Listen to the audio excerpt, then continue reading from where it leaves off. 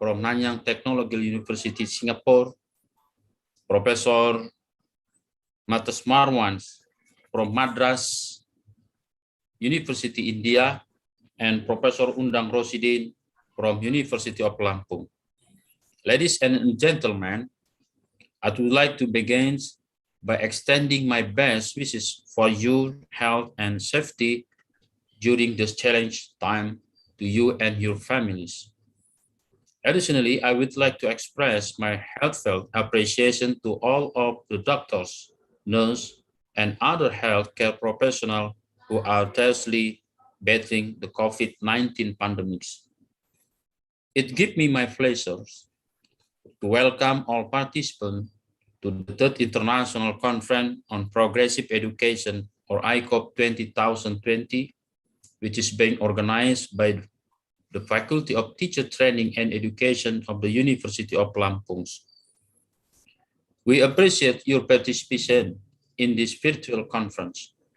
I would also like to thank the Institute for Research and Community Service of the University of Lampung for supporting this event, particularly the conference chair and co-chairs, whose members have worked tirelessly to ensure the conference success on daily basis. Let me express my delight at seeing so many participants from all over Indonesia, from Aceh to East Nusa Tenggara, as well as from other countries such as the Philippines and Hungary. This level of interest emphasizes the significance of the occasions. This conference serves as venue for representing specific alternative and significant breakthroughs in the rapid transformation of education. Ladies and gentlemen, let us look more closely at the conference terms: harmonizing competency in education transformation towards Society 5.0.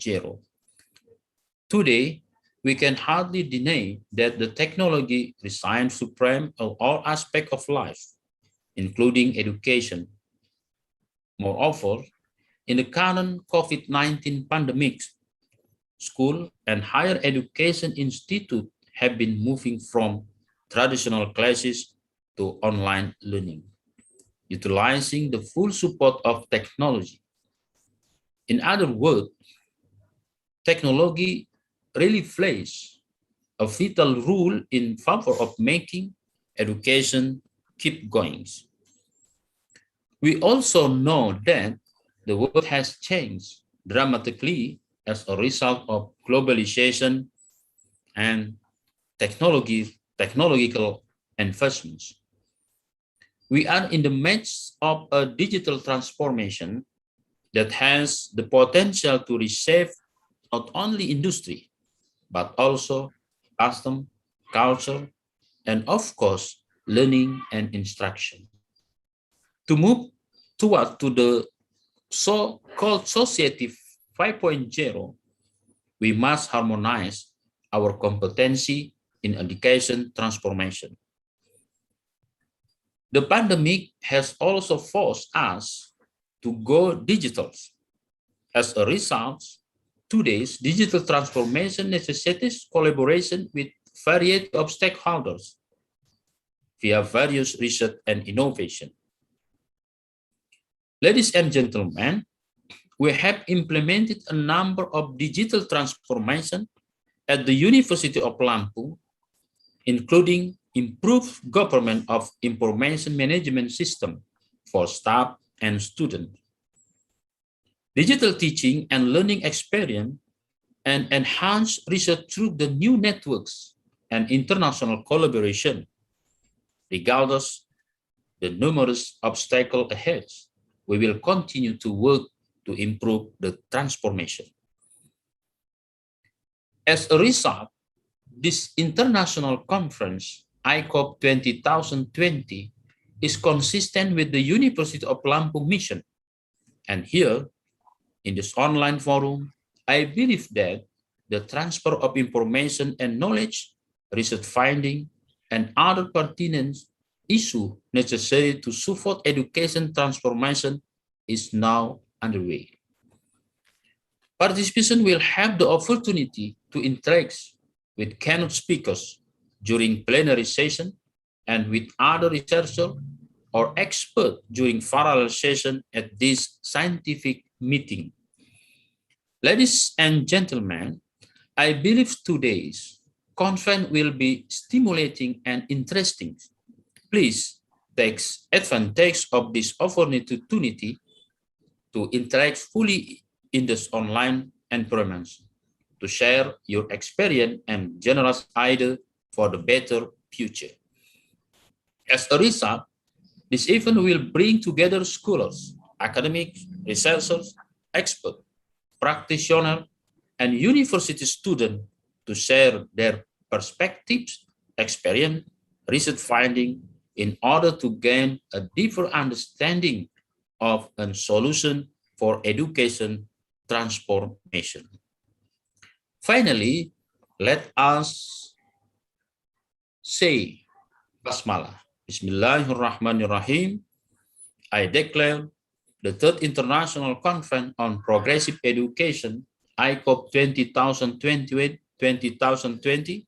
obviously opens. I wish you a pleasant day of debat and networking. Thank you very much. Wassalamualaikum warahmatullahi wabarakatuh.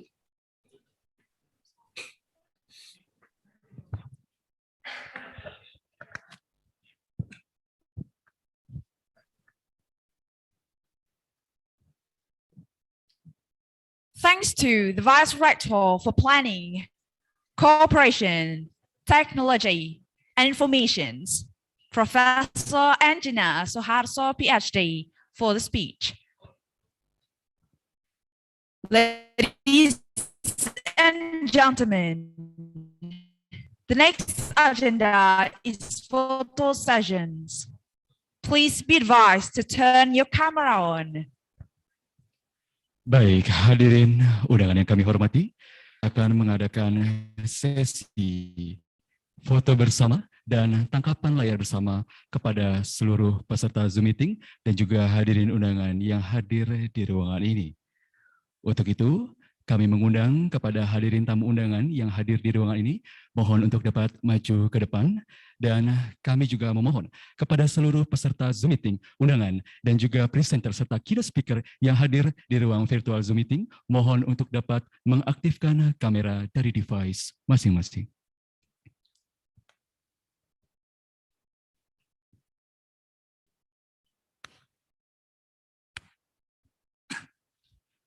Sekali lagi, kami menghimbau kepada seluruh hadirin, tamu undangan dan juga para peserta, presenter yang hadir di ruang virtual Zoom meeting, kami mohon untuk dapat mengaktifkan kamera dari device masing-masing dan tangkapan layar akan kami lakukan bersama.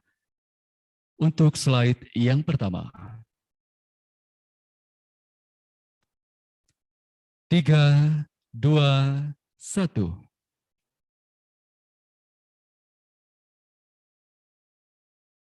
Slide kedua. 3, 2, 1. Slide ketiga. 3, 2, 1. Slide keempat. Berikan senyuman terbaik Anda masih dengan posisi yang sama. 3, 2, 1. Bagaimana tim IT? Apakah cukup? Terima kasih.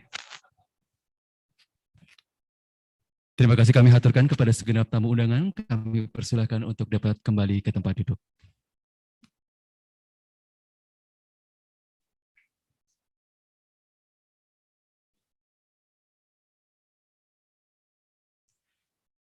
Hadirin undangan yang kami hormati, demikianlah acara pembukaan International Conference on Progressive Education 2021 pada pagi hari ini. I am Dewi Lestari and my partner Afrizal Yuda Setiawan would like to make an apology to everyone for mistakes we might have made. Dan marilah bersama kita tutup acara pembukaan pada pagi hari ini dengan mengucap lafaz hamdalah. Alhamdulillahirabbil alamin. Terakhir kami menghaturkan ucapan terima kasih kepada segenap tamu undangan yang telah berkenan hadir baik di ruangan ini ataupun secara virtual melalui Zoom meeting pada acara pembukaan pagi hari ini. Akhir kata, wassalamualaikum warahmatullahi wabarakatuh.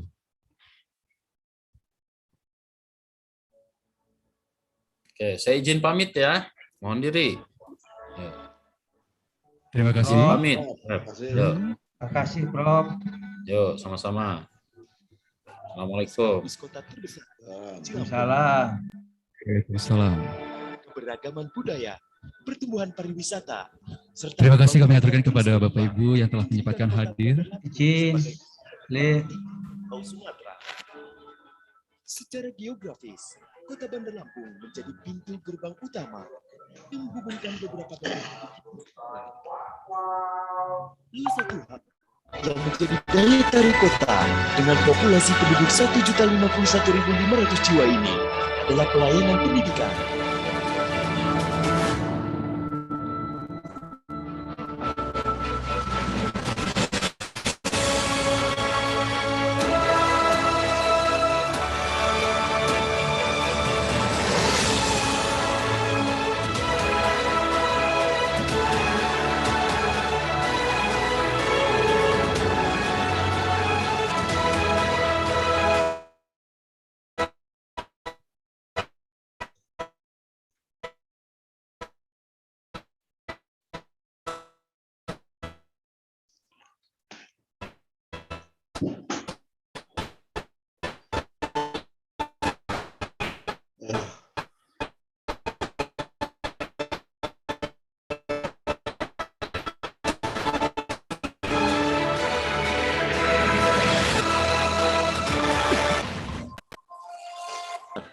Kota Bandar Lampung mengedepankan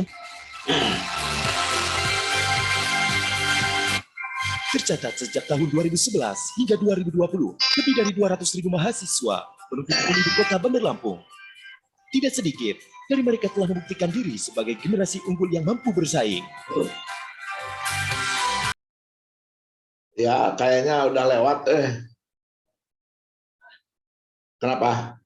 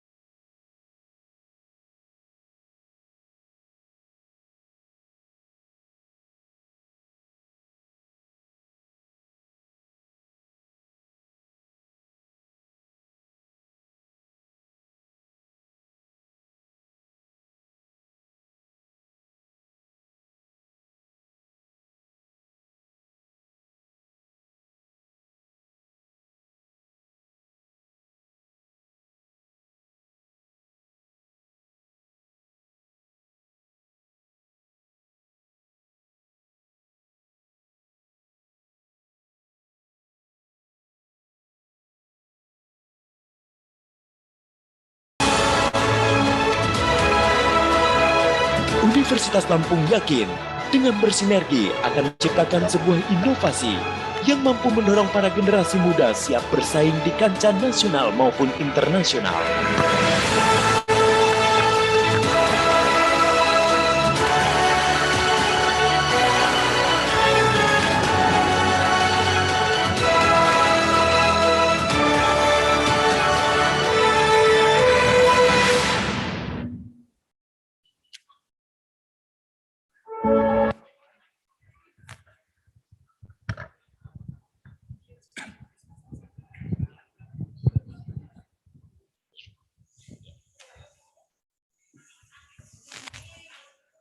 Ladies and gentlemen, the next agenda is keynote speaker's presentation.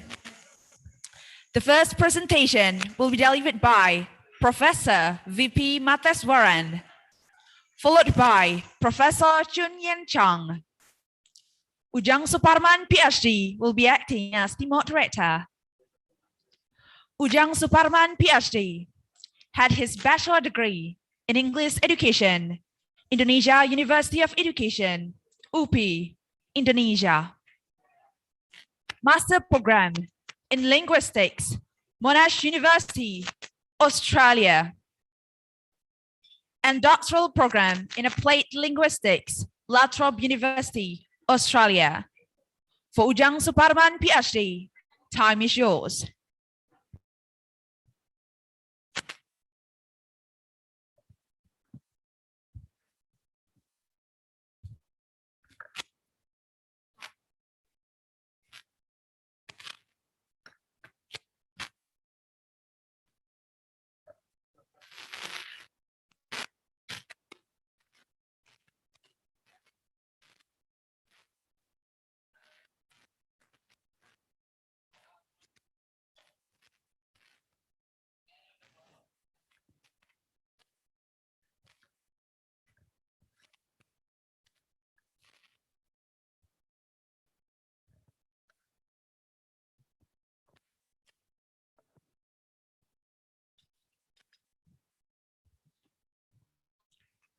Assalamualaikum warahmatullahi wabarakatuh.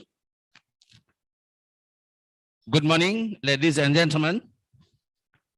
Today, we are going to have great presentation from great keynote speakers. And in this plenary, the first plenary session, we are going to have two keynote speakers.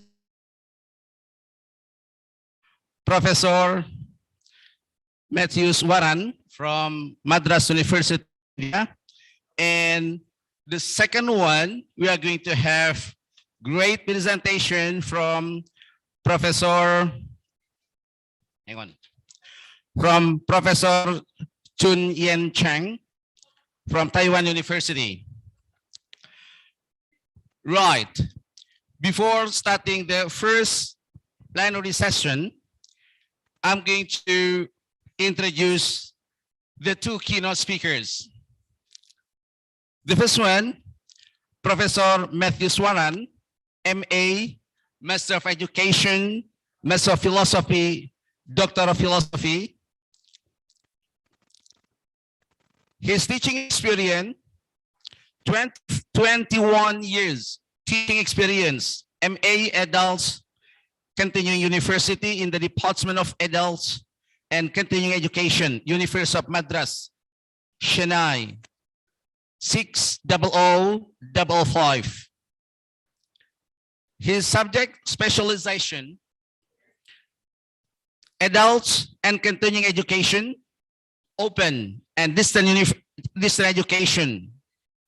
His publication, books, 6 books, and 3 editorial books, 1 handbook, co-author, 2 chapters written to 2 editorial books, 2005 and 2010, and 2 blocks, 2 books, 8 units written to IGNOU programs, New Delhi 2009. Publication, articles, international 32 articles, and national 23 articles. His research projects: principal investigator for 4 individual research projects and co-investigator for 8 evaluation projects. Ongoing project, SSA of Tamil Nadu project on SSA in enrolling of out-of-school children of migrant construction labor. Supervisor and guide. He awarded 10 PhDs and awarded 41 Master of Philosophy full-time. Award. He got several awards. Member in Board of Studies in Adults Continuing Education, Madras University 2018 up to 2021. Chairman, Board of Studies in Education, Madras University 2011 and 2014. Member in Board of Studies in Education, Tamil Nadu Open University 2017, 2020. Member in Board of Studies or PG in Education, Periyar University 2008, 2011. Member Board of Studies in Continuing Education, Tamil Nadu Open University 2013 up to 2016. Member Appraisal Team of District Project Proposal SSA of Tamil Nadu 2008, 2009 and 2009-2010. Best Research Award 2017 awarded by University of Madras, Chennai on 5 September 2017. Academic Achievement Award 2012 awarded by University of Madras, Chennai on the 5th of September 2012. Best Education Award 2011 awarded by the Bharat Educational Trust. And Best Performance Award awarded by Chennai Corporation AIDS Preventions and Control for Best Coordinate the Voluntary Blood Donor Club 2014. The next one, I'm going to read the CV from the second keynote speaker. Professor Chun Yen Chang is a science education scholar in Taiwan. Currently, he serves as National Taiwan National University or NTNU Chair Professor, Director of Science Education Center, Professor of Graduate Institutes of Science Education in the Department of Earth Science or NTNU. Over the past few years, he has been a visiting professor at the Taipei Medical University, the Education University of Hong Kong, and the Paris 8th University. Professor Cheng's major research interests include science education, e-learning, interdisciplinary science learning, and science communication. Professor Cheng now is the editor-in-chief of the 3 journals. The first one, Eurasia Journal of Mathematics, Science and Technology Education. The second, European Journal of Mathematics and Science Education. And the last one, Educational Innovation and Engineering Technologies.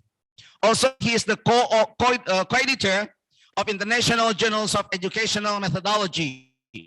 Currently on the educational board of 3 SSCI level journals, that is Studies in Science Education. The second one, Learning, Media and Technology, that's Learning Technology. And the third one, Journal of Science Education and Technology, Science Education and Technology. Professor Cheng has also authored and co-authored more than 150 articles, from which more than 125 articles are indexed in Science, Social Science Citation Index or SSCI database. Those are the CVs from the keynote speakers. Ladies and gentlemen, especially keynote speakers, now welcome the first keynote speaker, Professor Dr. V. Matthews Waran from Madras University. Professor, time is yours. Thank you, Professor. Thank you. Selamat pagi. Selamat pagi. Selamat pagi. Most respected Dean of Lampang University, Professor Dr. Patwana Raja, and most respected Governor of Lampang Province, and most respected Professor Dr. Karomani, Rector of Lampang University, and all respected keynote speakers, Professor Chun Yang Chang, Dr. Po Shung Ko, and Professor Dr.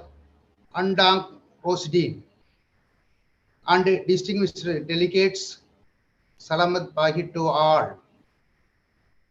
I am very much pleased to participate in the third international conference on progressive education. I would like to thank the conference organizing committee members for inviting me to deliver the keynote address. And also, I wish to thank my dear Professor Punagardi and Dr. Elsar, and also congratulate to the all dancers, choreographers for their well-performed dance, very nice dance. Now I will put our PPT.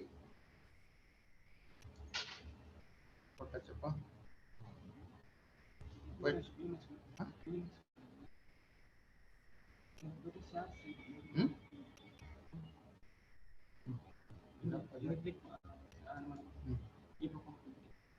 PPT. Is it?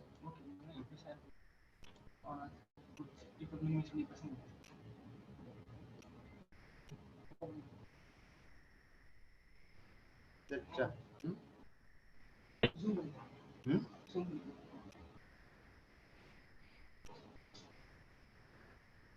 Okay. Selamat pagi. My topic is envisioning society 5.0 through ontological approach.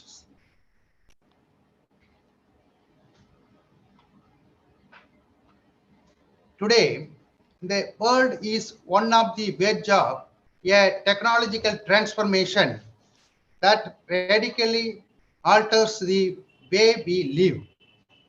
Digital technology has helped human society progress unprecedentedly in a fast pace. It has brought tremendous opportunity to mankind to make life full of comfort while being able to address numerous socio-economic challenges. Technology has paved the way to envision Society 5.0. The role of education in Society 5.0, the education refers to the development of the learning and thinking process, which goes beyond the four walls of the classroom. Education helps people to become a better citizen, differentiate between good and bad. Education enlightens us the importance of hard work and help us to grow and develop. Education 5.0 is all about transforming the present education system to action outcome-based systems. The quality of graduates produced every year continues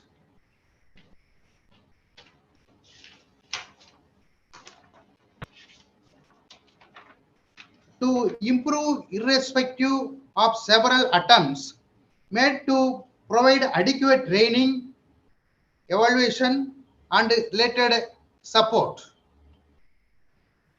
Education can be broadly classified as informal education, formal education, informal education, non-formal education.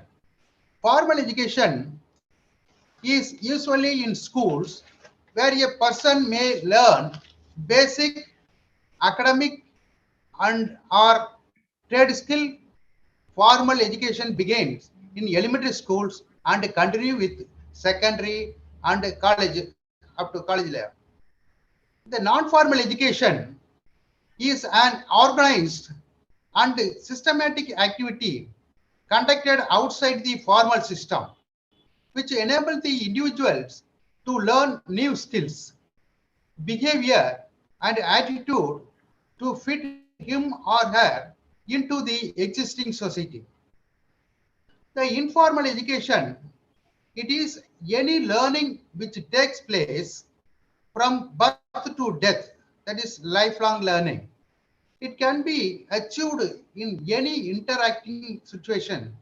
Interacting can be with the person or books or media.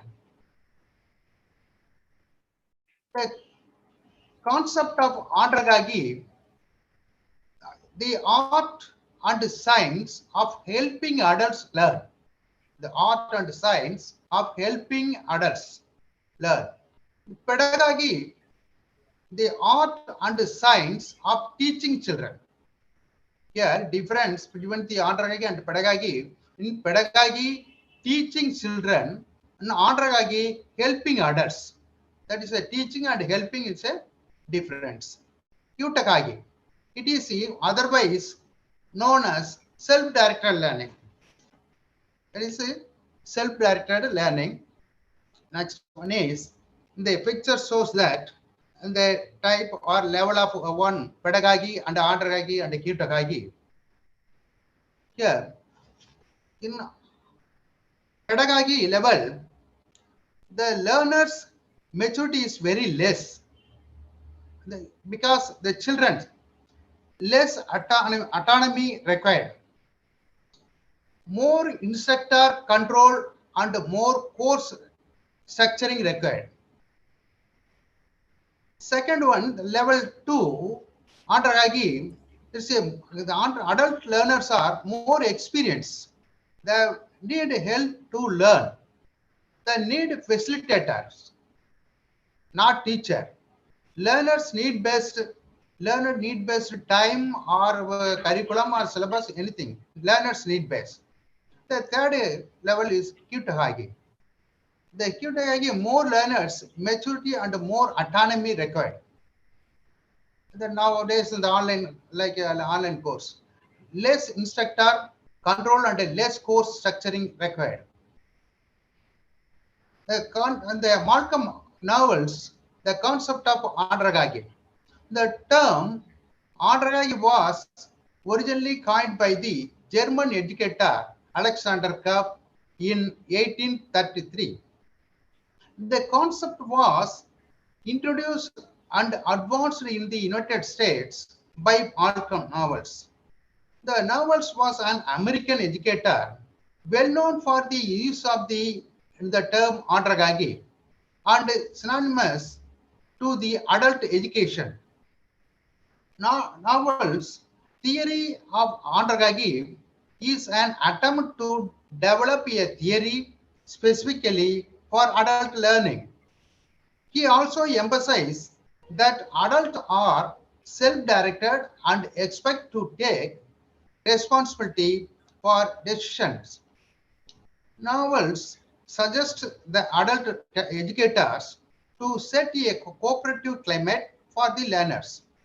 Here, the picture shows that the adult learners always self-motivated, self-concept, self-motivated to learn. They have the adult learners have more experience and the readiness to learn. Always the adult learner ready to learn. The orientation to learning. They want orientation to learning, the adult educator. Next, the envisioning society of 5.0. Envisioning society of in future society, the picture shows that. What is society 5.0?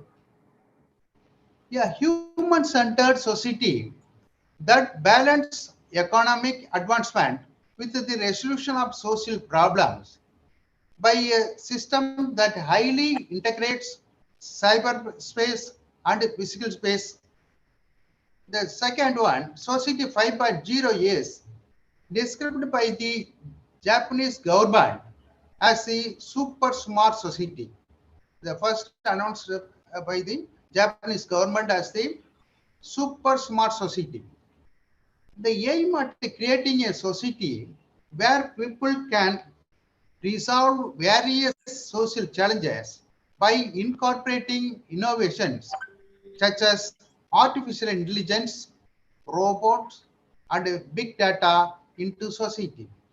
This picture shows that the cyberspace and physical space, that is a clouds, cyberspace, person access and retrieve and analyze the information. A person search by navigation systems. A person analyze information. Robot produce under control of human. This is current information society 4.0. The envisioning society 5.0, that is a big data, the artificial intelligence, that the sensor information, environmental information, equipments, operating status, or people related information, etc. High value added information, proposals or equipments, operating instruction, etc. Here, the automatic driving in future, in the 5.0 future envisioning society, the automatic driving, artificial intelligence propose a person. Third one, automatic producing by robot in factories. Next, evolution of the society 5.0. That is a evolution. The 5 societal stages in the society 5.0 guide and run Japan Business Federation are society 1, the hunter-gatherers.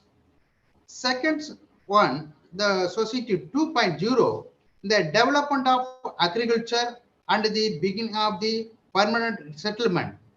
Society 3, the process of industrialization and mass production. The society 4.0, the information age of the internet and communication technology.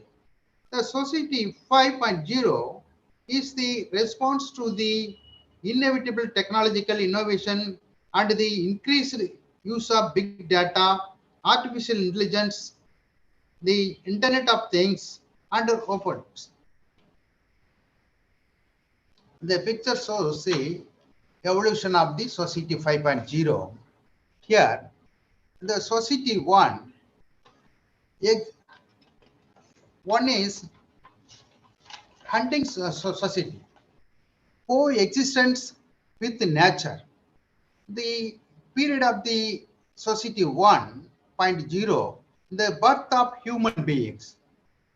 The society 2, development of irrigation techniques, 5, establishment of settlement. The second society is called as agrarian society.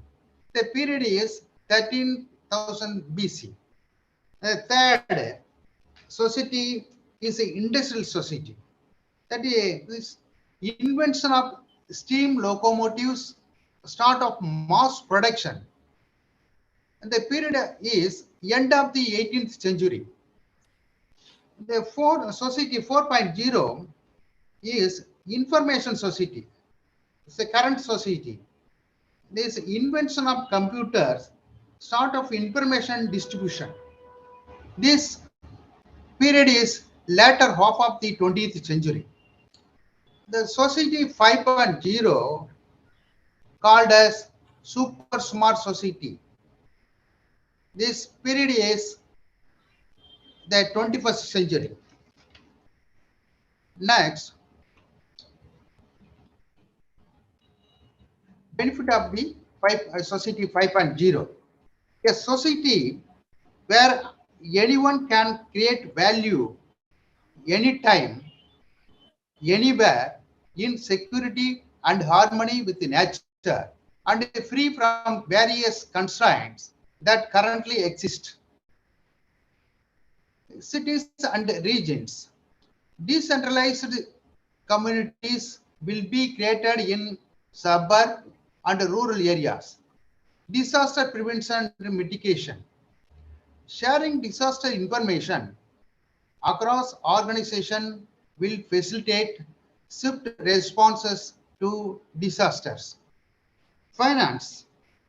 The financial system can allocate funds efficiently and effectively across the society. Public services. Safety nets established by the governments will enable anyone to tackle a variety of challenges with the security. Challenges in implementation of the Society 5.0. Ministries and agencies. Formulation of national strategies and integration of government promotion system is needed. The legal system. Laws needed to be developed to govern the advanced techniques. Advancement of technologies. It's clear that actionable data plays a fundamental role here, as to all technologies or areas to protect and leverage it. Human resource. Development and advancement of educational reform is required. Here, envisioning Society 5.0 through entrepreneurial approaches, the following methods enhance the competence of the learners. The flipped classroom. The primary educational materials are studied by the adults at home and then worked on in the classroom. The project-based learning, it allows students to acquire key knowledge and skills through the development of projects that responds to real life problems. Cooperative learning. The concept of cooperative learning is stronger together. Working in a group improves the attention, involvement, and acquisition of knowledge from others. Gamification. Gamification means the integration of game mechanics and dynamics in non-ludic environment. Problem-based learning. A cyclic learning process starting with asking questions and acquiring knowledge. Design thinking. Applied stems from industrial designers and their unique method to solve problem and satisfy the needs of their client. Thinking-based learning. Teach them to contextualize, analyze, relate, and argue.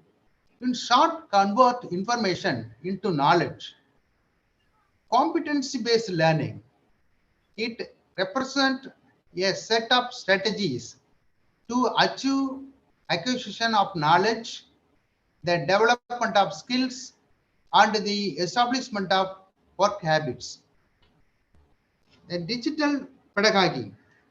Digital pedagogy may be applied to online, hybrid, and face-to-face learning environment.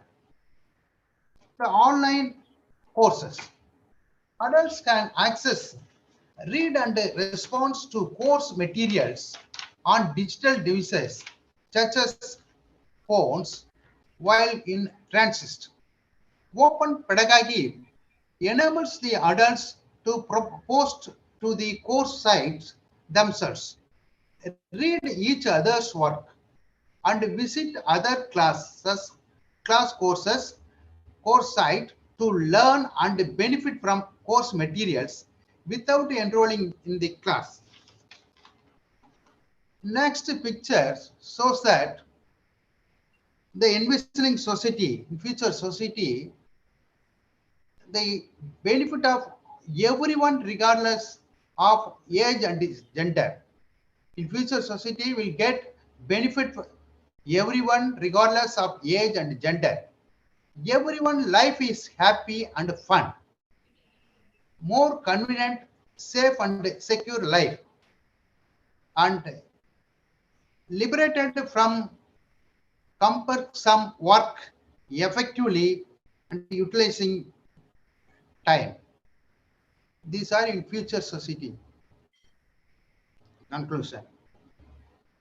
Education brings a natural, brings in, education brings a natural and lasting changes in an individual reasoning and ability to achieve the targeted goal. Education is the passage to progress. Higher educational institutions have realized the significance in transforming themselves from pedagogy level of teaching to undergraduate level.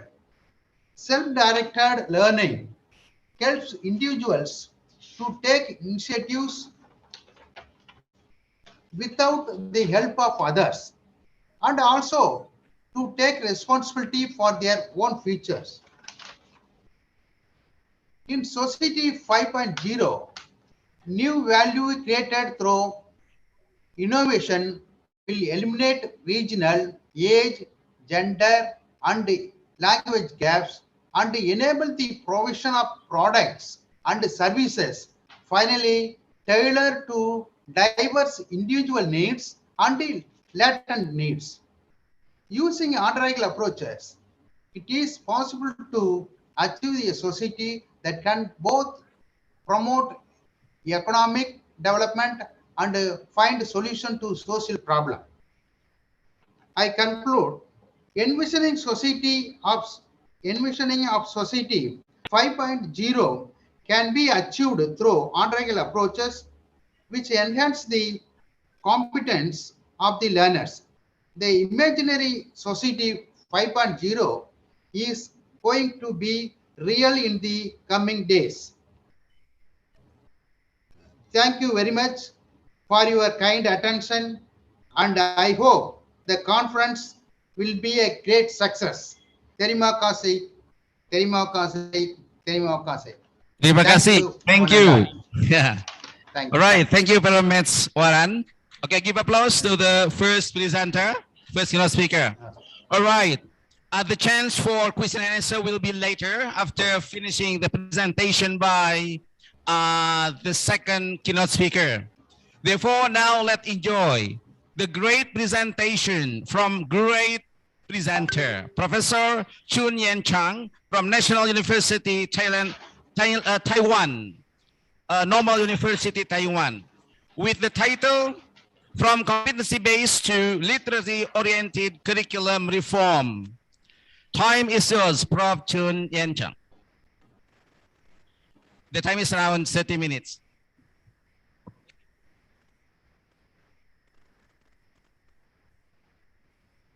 Sorry, I think still unmute, Prof. All right, thank you for the reminder. Dear ladies and gentlemen, and also my colleagues at the University of Rampur, thank you so much for inviting me to this conference. So it is my greatest pleasures and privilege to be able to address with you regarding the topics on competency. So let me share my PowerPoint.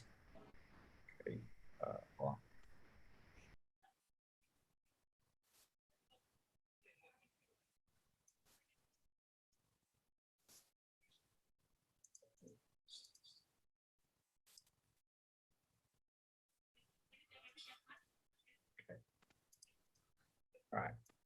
Yeah, sorry, a little bit. Come on. Okay. Yeah, hope everyone can see my PowerPoint now. So the topic of my talk today will be from competency-based to literacy-oriented curriculum reform. This is especially in Taiwan. In order to align with the theme of this conference, so I'd like to talk a little bit about how Taiwanese curriculum move from competency-based to literacy-oriented curriculum reform to share with you. So the overview of my talk will be like this. So first of all, there's a long debate between what we want, what are the goals and objectives we want to cultivate our future students. So especially in STEM education, because my background is in STEM education. So now I will give you some glory story regarding Taiwanese performance in this in all the international assessments. Then I would like to present you how Taiwan got there. So it's called I kind of tease it with the idea of facts and truths. So all the curriculum content actually emphasize facts and truths, and also all the explanation. So then I would like to move to this traditionally ability competence based to more literacy based curriculum reform. We call it we try to make fact into slim. So it's called the scientific literacy in media. So this is a excuse me. So this is one of the approach. Then I would like to share my vision for the future. So this is an overview of my talk. Okay, first of all, there's a long debate between what we really want to cultivate our students in STEM. So we want to are we going to cultivate our student like a scientist, like the great Einstein, the great physics, or we actually want our students to be just like a regular person. They are equipped with literacy instead. So I want to give you a glory theme regarding Taiwan. Okay, then there's although it's kind of like it seems glory, but however behind this glory is actually some high cost. So I call it we put too much fat on students. Now how can we move from the competence to the literacy to actually really improve all the students? So share with you some glory story regarding Taiwanese performance. Sorry, there's some like a Chinese, I should check. So on the top is actually the subject, the 4th grade and the 8th grade. Yeah, I forgot to correct that. So since Tim's 1990, like more than 10 years ago, Taiwanese performance on math and science always on the top among all the many countries in the world. Okay, so they are, I think, I believe more than maybe 80 countries participant in the team's study. So Taiwanese student performance are always well. So if you look at the PISA, I think you are also familiar with the PISA study. It has, since Taiwan participated since 2006, Taiwan also performed quite well, especially in science and mathematics. Although reading is okay, but not as good as math and science. So there's a study published in 2007 by Whitman. So he was comparing the cognitive ability value for regions. He pulled out all the test results from PISA, TIMSS, PEARLS, IQ tests across nations. So as you can see, there's a pattern. The top performing country, including Taiwan, China, Singapore, Hong Kong, South Korea, and Japan. So there's actually a pattern here. You can see, like, you know, afterwards it's Finland, you know, Canada, all the other countries. So there's a pattern, you know, this is the East, the Asia country, okay? So there's a pattern among this. So maybe you can, you know, reflect on that, why this country are performing well in this international studies, okay? I will give you my observation. So this is also another, you know, education attainment. So this country actually perform at the top. Taiwan is not part of this United Nations. So if Taiwan participate, I think Taiwan will also be very well. So in terms of, you know, International Science Olympiad, Taiwan also, you know, perform quite well. So it is very well, we know like it is very well made in Taiwan. So give you some like example regarding, you know, Taiwan is actually excel in many different perspectives, especially made in Taiwan.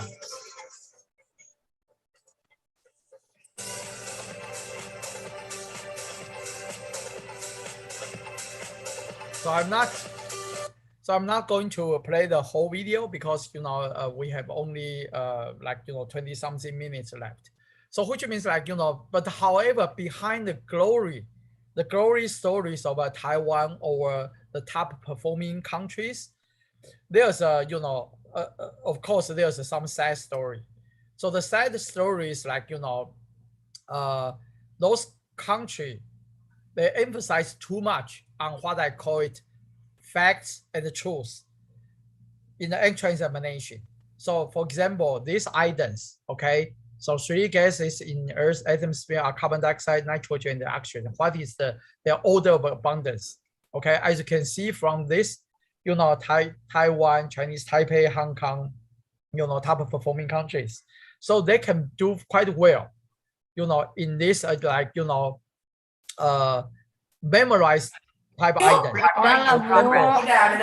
From 1999 2003, the international average, answering this question correctly, is less than 30%. But however, Taiwan performed, you know, like, you know, more than 50% on memorizing all these items.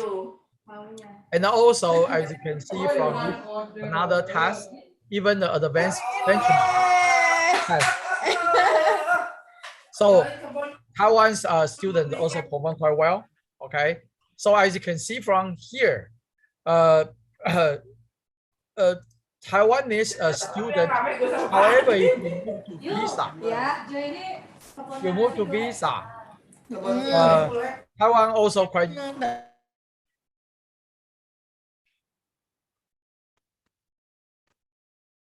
All right, thank you so much for the host to mute everyone, and but that's okay with me, yeah, because I'm very loud.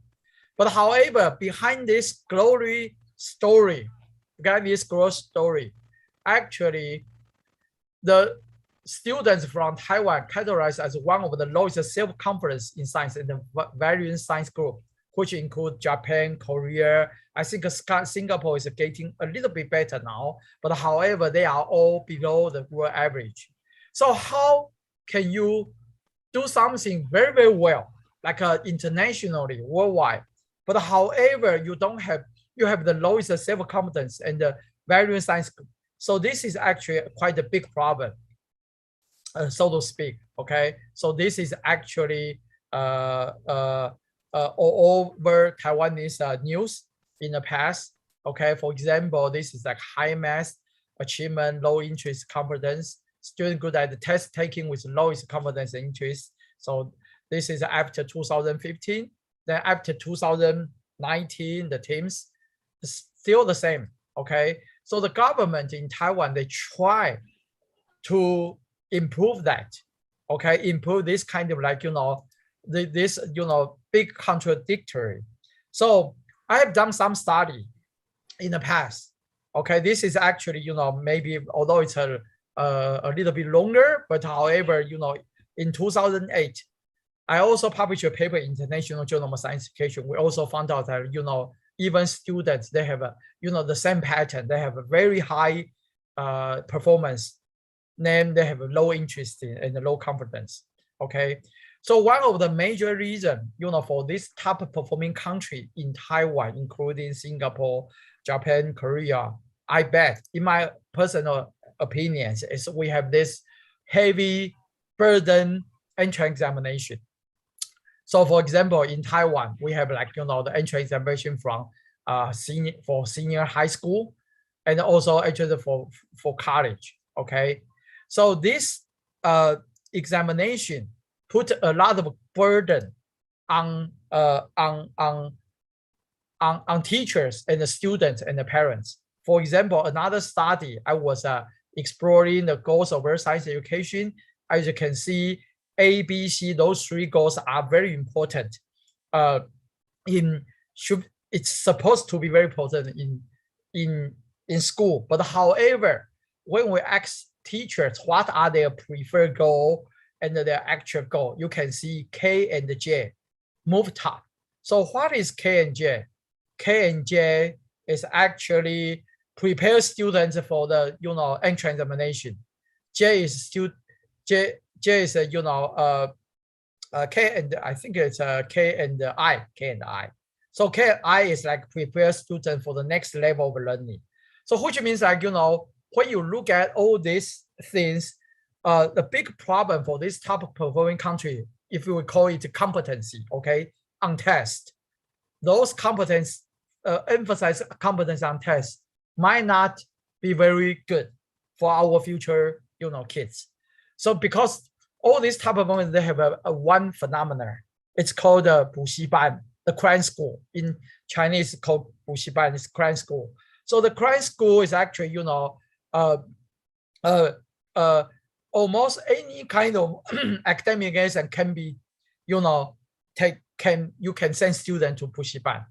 So it's a traditional belief that parents should send their children to cram school, okay, after school. So a regular student study hour will be from, in the very early morning, 6, 7 o'clock, they got up, then they get off bed, then they go to school till 4 or 5 o'clock. Then when they go to 补习班, the cram school directly after this. So therefore, children in the Taiwan have a schedule packed with all sorts of cram school lessons. I think this can be applied to all these top performing countries in Asia. So I will give a side story of my son. He's right now 28, but he also struggled with a test when he was in junior high school. So like this is one of the cram school scenario. You can see like packed with students, very So my son, so a quick a quick story on him, like when he was 15 years old. So if you want to get into a good high school, you need to perform top 1% in order to get like even like top 5% in order to get into senior high school in Taipei. But however, top 1%, 10%, not every student can really perform that. Like my son, he actually performed around 10%. So he is not good at test taking. So and even this vocational school, you also need to perform top 15%. So it's actually quite stressful for many kids. So my son, he's not that good in terms of academic, okay, compared to other kids in Taipei, but he love drawing. So this is his painting when he was in junior high school, and also later on to actually a vocational school. It's an art school, okay. So this is kind of like expression by him, the painting. So all the kids want their older parents want their kids to become Edison, all the successor people, okay. So under very everything 100 scores, okay. So pursuing high grades is actually a common thing, in Taiwan, in the top performing country. So this is why I was saying that the top performing country, they these results come at a very high cost. So students with low confidence, low self-interest in the subject, and they are very stressful. So I believe, like, a couple years ago, South Korea has the highest suicide rate for high school students. I think all these top of countries, they are facing this kind of problem. So this is some kind of joke regarding the exam. So you want to ask Peter to expand, then Peter do expand. Okay, like this. Okay, so I explain to a student this example, so the teacher check if the student understand. Yeah, very fun. Yeah, quite creative. So like this. Okay. So what is the result of this? Okay, so it's 6. Okay, find x. Okay, all right. So here it is. All right. So this is this is why 10 years ago, Taiwanese government tried to have a major curriculum reform. So they are talking about, can we really abandon the test, or can we play down the role of the test? Okay, so hopefully under the new education, okay, so they can 75% junior high school can directly go to without any exam. Although this is like a dream, but however it didn't really happen.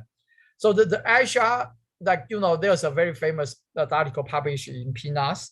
So they explaining Asia American academic advantage over whites. So the result is the bigger cultural difference, okay, which means the parents emphasize the education, which is good, but however they emphasize too much. So this is why actually 2 years ago, Taiwanese government tried to really do some curriculum reform. So we try to move from we call it more traditional competence based, which means you try to make students very competent, but then mostly in tests. Move from competence based in 2004 to literacy oriented. So literacy oriented, we want them to be more like a lifelong learning, with all the different things. So I will quickly introduce this background. There's some background, the thin highlight with a red, red frame, like you can see 55% middle school students are not motivated to learn, number 1. Number 3, okay, I already talked about that. Number 8, over 60% new job for next generation have yet to be created, okay. Number 9, we have the lowest birth rate in the world, okay. And we also have we call it the New England resident, the kids. So because of this background, we actually try to, the major philosophies try to carry every single children by aptitude development and lifelong learning, okay. So the concept is that we try to access students, they could take in the initiative to, then they can engage, then they can seek in the common goal, right? So this is the curriculum reform is just started last 2 years ago. So we call it we don't want to call it competency anymore. We try to make it more literacy oriented. So the core literacy, including all this thing, we try to hope through this we can make students, our future, our kids become a future lifelong learner. Okay, so I'm gonna skip this. This is kind of major main features of this curriculum reform. Okay, so we hopefully we can move Taiwanese things from competence or ability oriented to literacy oriented. Hopefully, okay. Hopefully they can like this they can fly. Okay, so I would like to introduce a little bit regarding the core literacy in science. So there are several core literacy in science, including inquiry ability, attitude toward science, and the nature of science. So including learning content, learning performance. So I'm actually the vice chair of this new curriculum reform for science curriculum guidelines. So as you can see from this table, we try to cultivate STEM inquiry ability, including thinking and doing, thinking ability and problem solving. And we also try to cultivate student interest in scientific inquiry. We hope to really play down the role of testing, okay, test intake. So this is the thing and the concept. We try to make it more, not traditional topic. We try to move from more cross-field, concept to, be aligned with the, world trend. Okay, and on top of that, very important course, this is required for every high school students. So we ask them to, have this 4 credit hours. We call it inquiry in practice. So students, it's not a traditional experimental course. So you need to do your inquiry and practice. Okay, by asking questions, making aligned research plans and conducting them, explaining evidence. So this is a kind of like a new course. And I think this new course will change the landscape of Taiwanese, STEM course, so to speak. All right. So because of that, I would like to also introduce one of the ideas which has been also incorporated into the curriculum guideline. We call it, we try to slim down the course, slim down the fact into like more related to student life. Okay, we call it the scientific literacy in media. So this is actually some research we have done. Okay, in 10 years ago in 2009, but this idea are still valid. So we try in this research, we try to identify the major key concept in the media, with scientific textbook keywords. Okay, so we actually search the database from 2001 to 2002. Okay, so we try to identify the major terms most frequently happen, the textbook term, scientific term, and how they most frequently occur in news. So this is the final results. As you can see from here, there are some foundation for physics and chemistry terms, but many of them are in more applied science like biology and earth science. Okay, so you can see from here, the bigger the circle means the more frequent occur in the news. So this will be more related to student daily life. Okay, and so this is the 2 results published in Computer and Education, and also public understanding of science, of understanding. So if you're interested, you can also take a look at those research. So because of this research, it's actually all over Taiwanese news. Okay, then some people even thinking about, like, maybe this is a good approach in terms of, slim down the school curriculum content, but make it more useful, related to students' daily life. So we also have some, like, international collaboration for these items. So later on, we also actually have this, 10-year item. As you can see from here, these are the actually, I call it core items because I'm a earth science, geology major. So we have this core items, which is like, highly frequently occur in the news. It's like every year. And we also have, like, I call it plus item. So this concept and also related to news can be used as some, like, curriculum development ideas for future curriculum. Okay, so this is also how these slim core items are actually populate among different, science science careers. Okay, science contents. Okay, and we also try to develop some, like instructional examples based on SLIM. So how can we, like, based on streamers A+ principles, then you can take a look at the news report Then you can try to develop some like activities and also some assessment tool, so on and so forth. So this is one of the approach.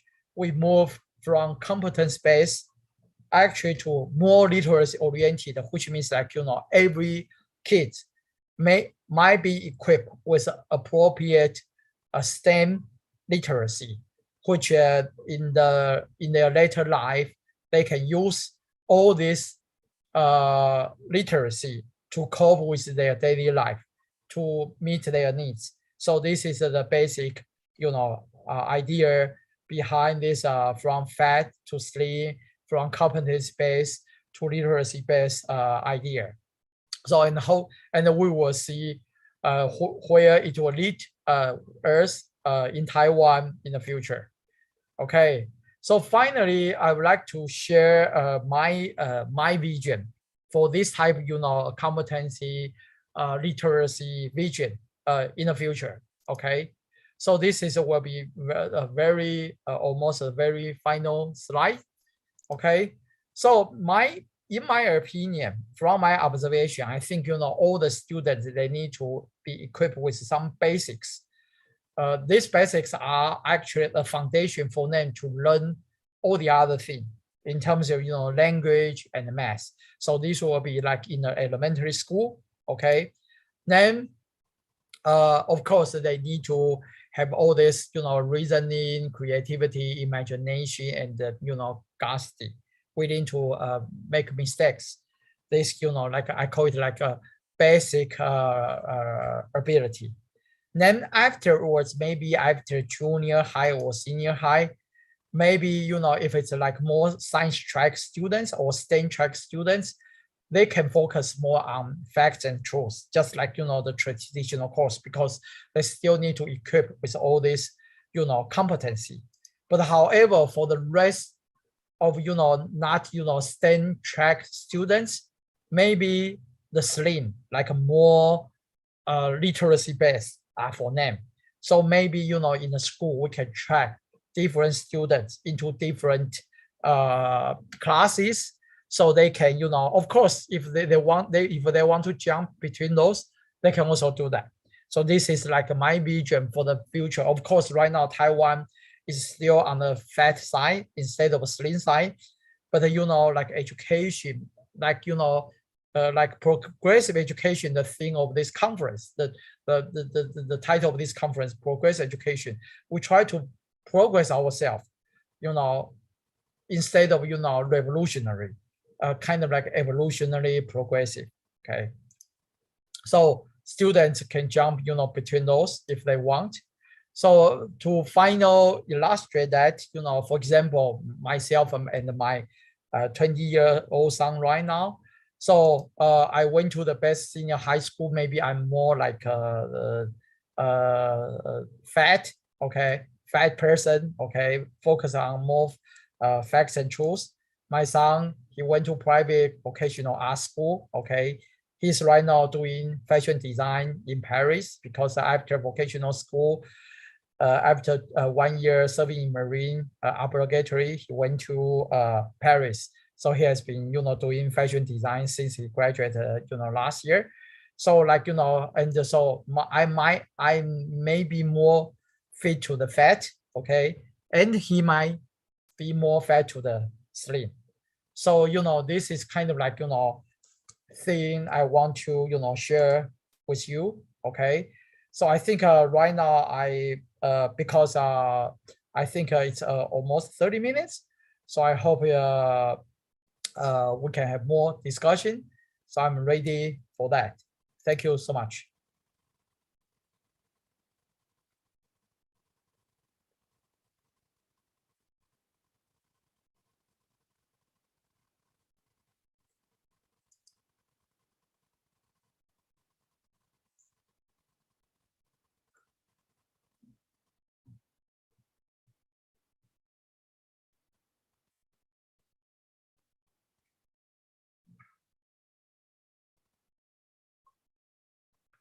We cannot hear you.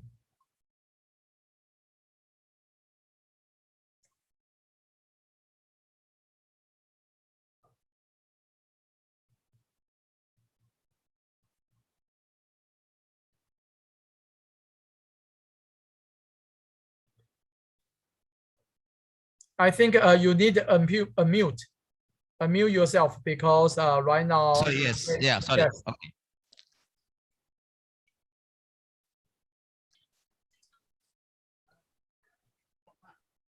Masih di unmute. Hello, ini unmute. Yes, I can hear you now. You can hear me? Great. Yes, I can hear now. Okay. Yes. Right, ladies and gentlemen, especially great participant, please put forward some question. You can either raise up your hand or you can write down on the chats addressed to both keynote speakers.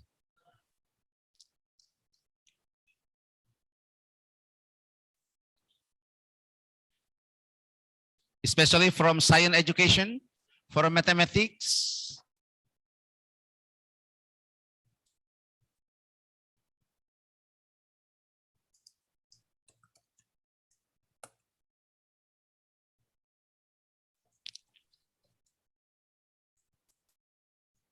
There are two possibilities.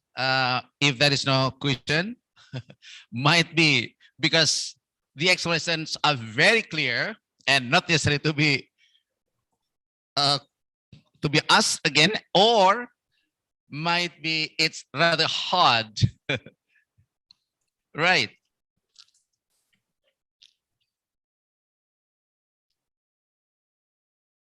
Any question from the participant?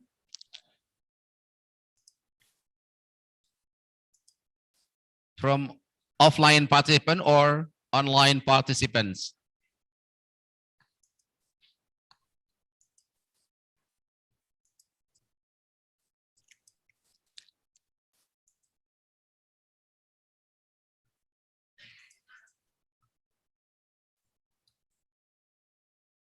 Prof. Gunardi from WNS, are you going to put forward some question?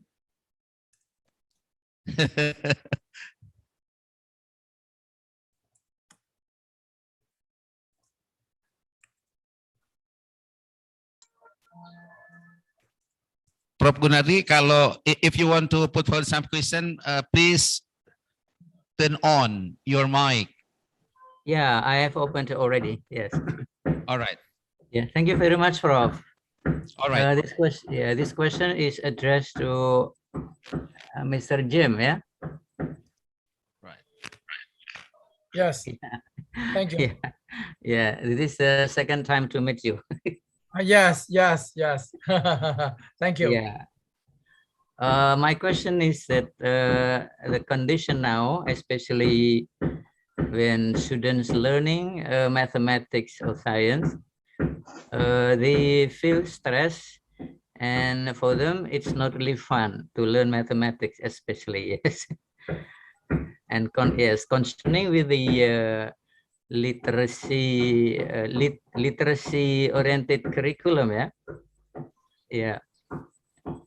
In what way do you think the teacher can do? Yes, this is a very good question. Thank you so much. Yeah, nice to see you again. Although it's online, hopefully we can meet in person in the future. See each other in person in the future again. So actually, this is a very good question. So I remember because I'm the principal investigator of the teams in 2015. So I remember there's one fifth grade student. He say, if he becomes on the survey, okay, on the team survey regarding the mathematics learning. So he say if he becomes the minister of education in the future, he will delete the math subjects. So this is how students, just like you say, some students, in a very extreme term, they resent this subject. So you are right. This is not easy. The reason is, because mathematics is actually one of the most difficult subjects in school subject. So what should we do in Taiwan now? We have several Ministry of Education funded projects. They actually try to move from the traditional curriculum content to some mathematics concept, which is more related to students' daily life.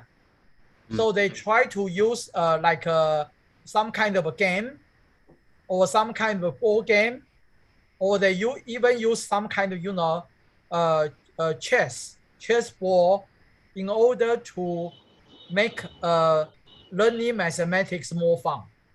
So I'm totally with you. If you use more traditional way to teach mathematics, then it's going to be the same.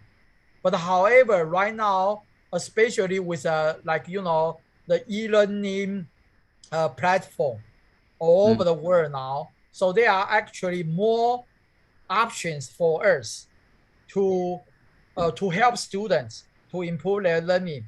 For example, one of the example will be like my former doctor student. He's right now going back to his home country in India Institute of Technology. So he actually in his doctor study he actually used GeoGebra. It's a free online software for junior, senior high school. So if you design a course, and it's all the GeoGebra is actually quite a good, free software, can help students to learn. So I think it's you are right. It's actually depending upon how teacher design their mathematics lesson. So with right now so many different online resources, and I think it might be easier for students to learn. For example, I think many teachers also use Kahoot. Like my own research team, maybe I can type into the the chat room. So my research team also let me try to so we develop an online platform, highly interactive online platform we call the Cloud Classroom. So I usually also present the Cloud Classroom, but because of today's, so I put it on the chat room. So it's a free platform, especially during this online, the pandemic. So it's a very highly interactive. So you can use that platform to interact with the kids, with many different, questions. You can use math or you can use science, the STEM course. So this is a totally free online platform, and it's going to be free forever. So you are more than welcome to use this online platform, okay? And it's called I already put in the chat room. So it's called ccr.tw, and you can use it. So right now there are more than 100,000 users there, and we have all the major language. We even have Indonesia language. So I think you are more than welcome to use that. Okay. Yes. So I hope this answer your questions. Yeah, thank you. Can I have one more question, Prof? Yes. Yes, please. No, this is for Professor Mateswaran. Okay, sure, no problem. Thank you. Prof. Mateswaran. Yes, selamat pagi, Profesor. How are you? Ya, selamat pagi. Assalamualaikum. Assalamualaikum.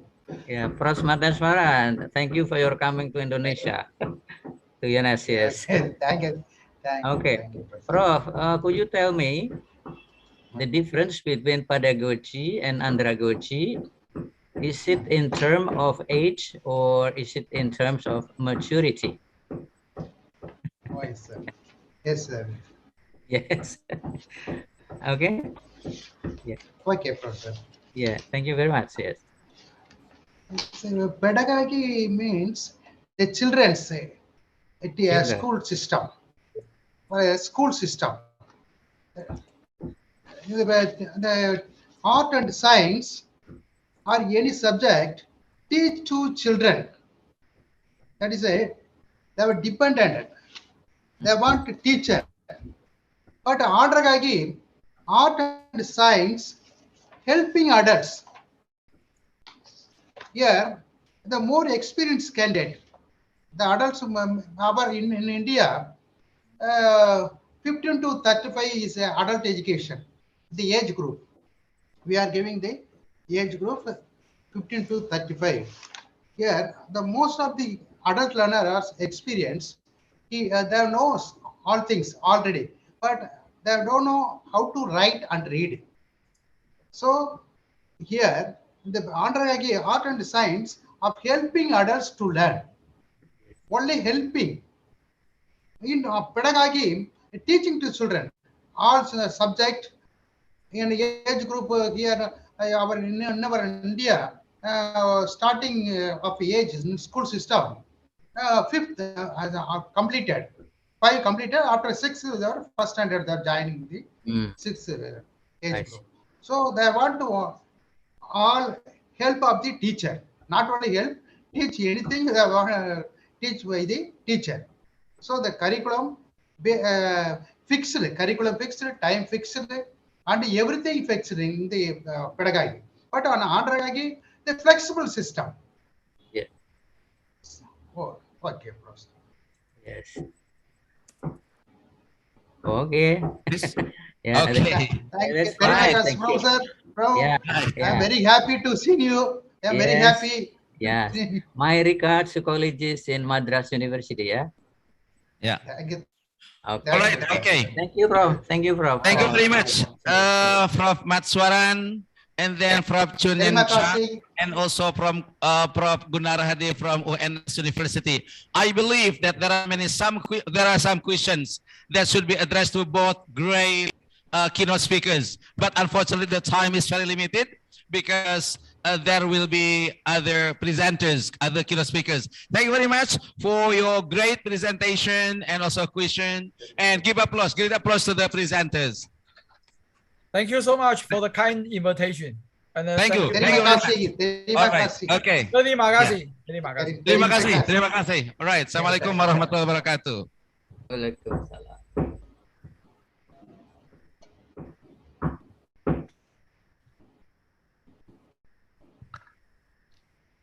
Thank you, Ujang Suparman, PhD, for leading keynote speaker's presentation.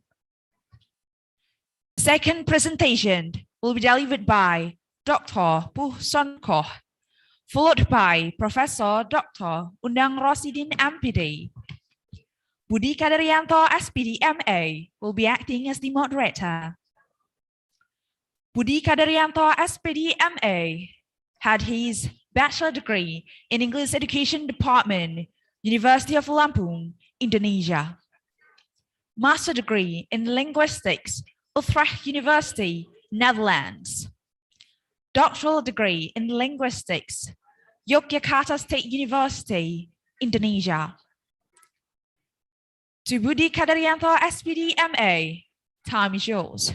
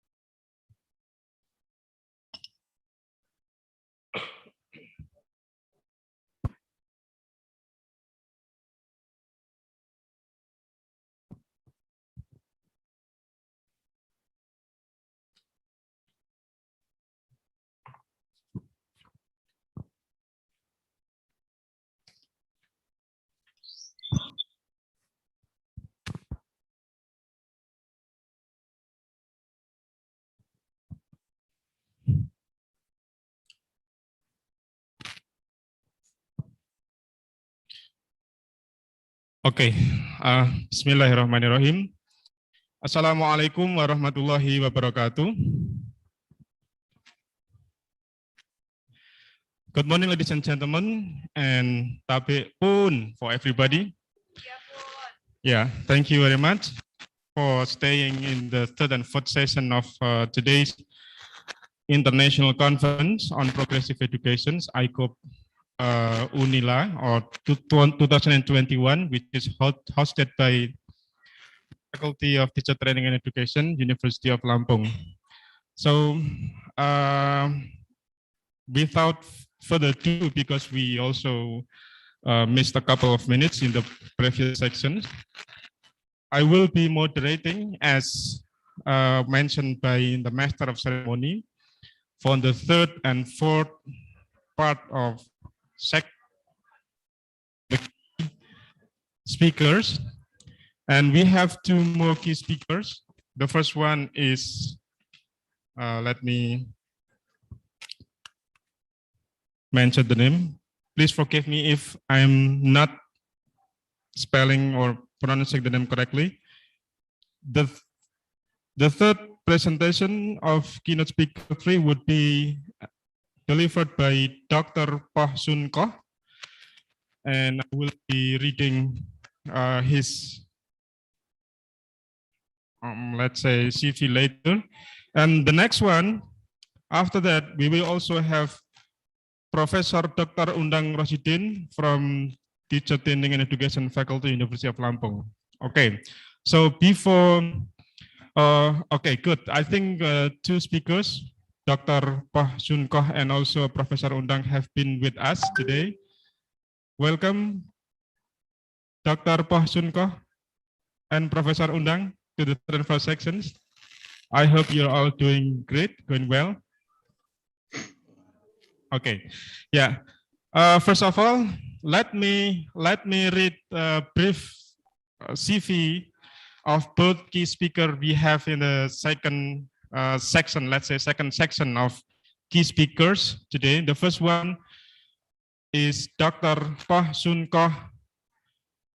That's his full name, I guess, and then he is a full-time faculty in the Singapore National Institute of Education. All right, majoring in English Language and Literature academic group, teaching. Let's say he teaches, oversees, and just courses specializing in preparing student teachers to teach English language in schools, and research areas covering teacher education, language, culture and cognition, critical social cultural learning, use of technology in teaching. So if reading his expertise here, I think it would be very interesting talk and discussion with Dr.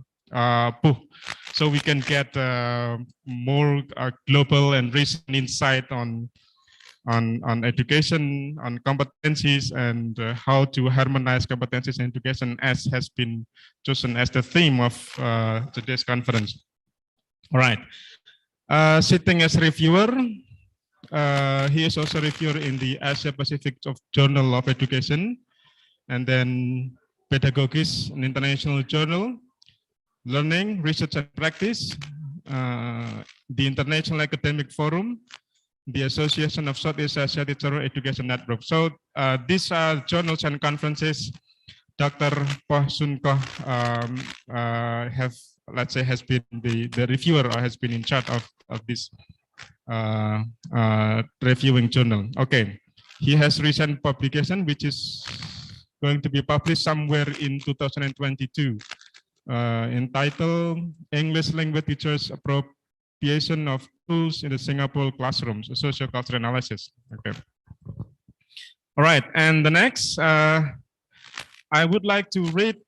I think following the scheme of previous discussion, so I would be reading both key speakers, and then we will have their presentations for each more or less 30 minutes, and after that, question and answer.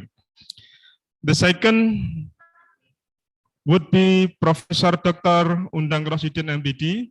Yeah, he is faculty member. I mean, he's a professor in the teacher training and education faculty in Lampung, and his educational background is in mathematics and natural science, University of Education, and then his master degree was in Jakarta State University in 1995.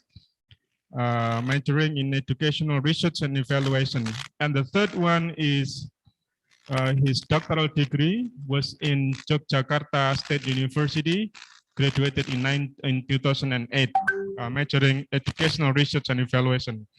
So if looking at his educational background and expertise in educational research and evaluation, physical education, I believe that we will get more knowledge and insights, and it will be good discussion with Professor Undang as well, if we would like to sharpen our understanding on research, evaluations, and physical education as well. Okay, without further ado, so let's welcome to the third key speaker, who is Dr. Poh Sun Koh from Singapore National Institute of Education. So we would have more or less 30 minutes to go for his presentations, and then after that we will invite Professor Undang. So first, please, time is yours, Dr. Poh Sun Koh. Yes, no, time is yours. Okay, take your time. Thank you, Doctor.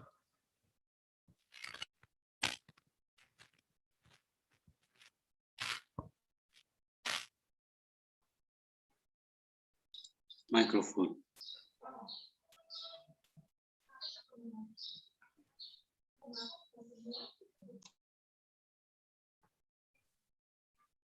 Sorry, I believe you didn't hear me say that just now. Thank you very much for the wonderful introduction, and a very good morning to everyone, the Honorable Governor of Lampung Province and the Honorable Vice Rector of Lampung University.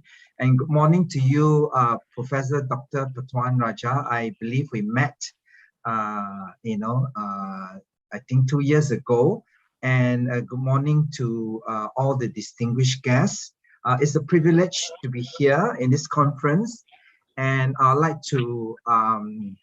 to express my appreciation for the opportunity to be here, and my deepest appreciation to the faculty of teacher training and education of Lampung University for the invitation this year. A very special thanks to the organizing committee. So please accept my heartfelt thanks. Thanks again, Dr. Rizal and Gede. A big thank you to you, Fista. And I would like to say a big hello to Dr. Ari if you're here. I'm not sure whether you're here.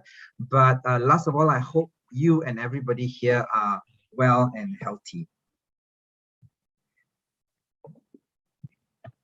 Okay, now my presentation topic today is literacies and identity in Singapore 5.0, and the key questions that I would like to address in this presentation is why the need to harmonize competencies, and number two, what competencies need to be harmonized, and why is identity important in Society 5.0. Oh, by the way, if you're wondering what's behind, what's behind me in the background, that's actually the famous beehive on NTU campus. This is where the study rooms are, where the students on campus, they book the study room online, and then they conduct their own study, in those rooms that they book. Sorry for the digression. Okay, right. So now now it is now known that Society 5.0, or I call it a smart society, everybody call it smart society, is the future of what Industrial 4.0 is heading to. I think nobody dispute that. So whenever there's a new vision like this, it creates a gap that needs to be filled. The gaps, of course, they are created in education. They are created in the jobs and the skills, in the industry. So, so what contributes to this gap? Before I move on to the main topic that I want to address. Now, whenever we read about smart society or society 5.0, these terms keep coming up. I think we saw that in Professor Matswaran's presentation, which give us an idea what society 5.0 is like. We hear very much about AI, cyberspace, big data, digital technology, and so on. So the key idea actually basically two words: technology and digitalization. Now, if we look at this graphic, it provides a vision of what our future society will be like. Of course, some of these are already happening. So let's start from the top left-hand corner.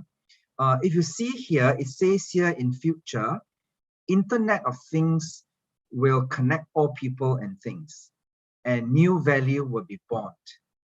And then if we move down, we see something like the AI, artificial intelligence, will free humans from work. And it will also, of course, free humans from analyzing huge amounts of data.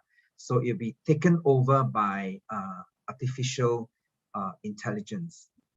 At the bottom right-hand corner, we see that in our workplace or what's going to happen around us, there is very wide possibilities that's open to human in the use of robots and automation.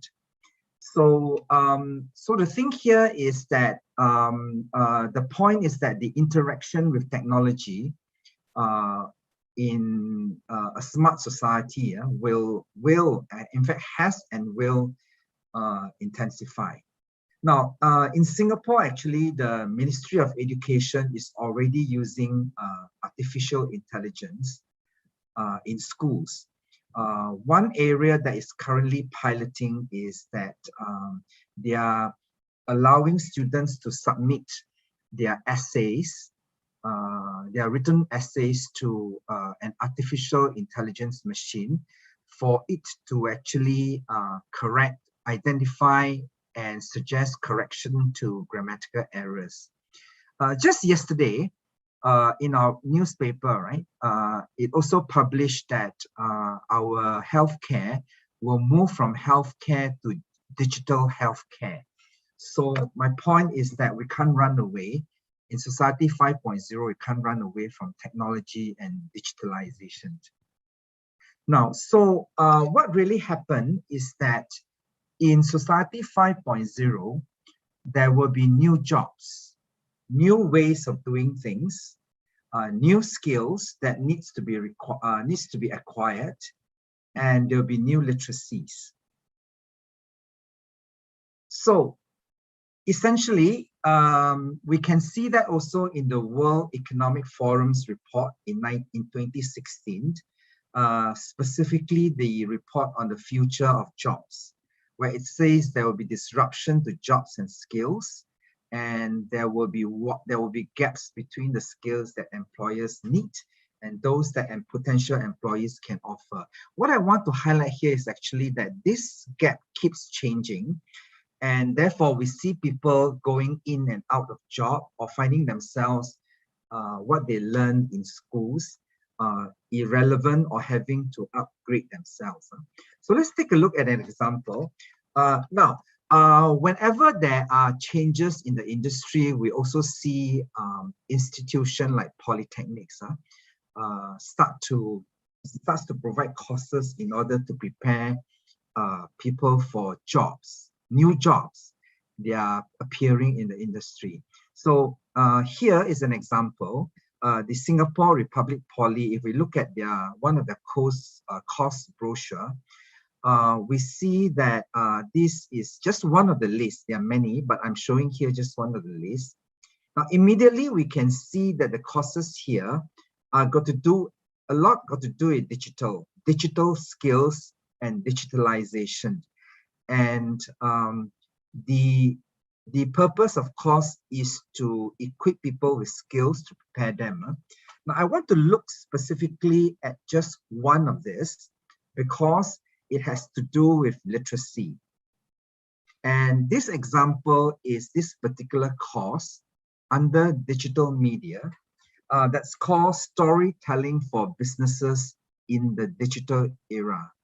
Now, here actually, when we think about storytelling, right, we normally associate it with what's happening in school, because in school, that's where we teach storytelling.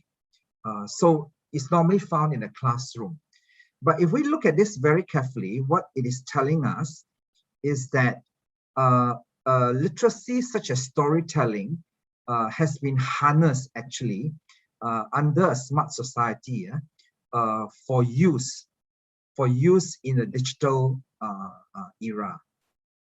So exactly what happens, or what is recommended or what is going to be taught in this course, if we look carefully again into the course brochure, what we'll see is storytelling for businesses in the digital era.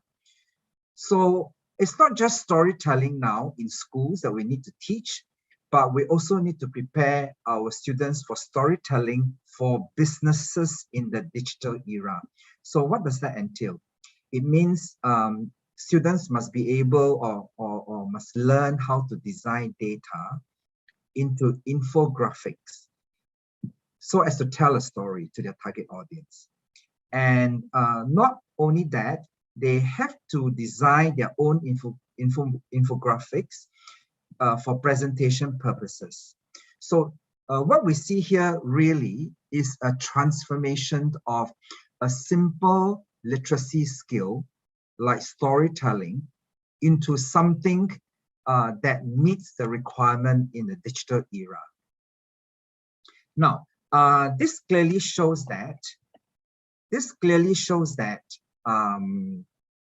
education has a very large role to play in preparing our students for a smart society. So that's a point that is said again and again when Japan talk about Society 5.0.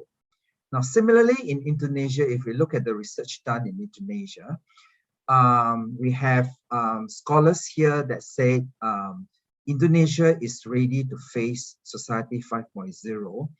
And more importantly, this is based on the use of the internet and the social media in Indonesian society. So the point is the important role that education should play in Society 5.0. Now, if we look again at another Indonesian researcher, the observation that he makes regarding the job situations, future job situation in Indonesia, I'd like to draw your attention to the last 3 points. Point H, 7 million new jobs will emerge as a result of the digital economy.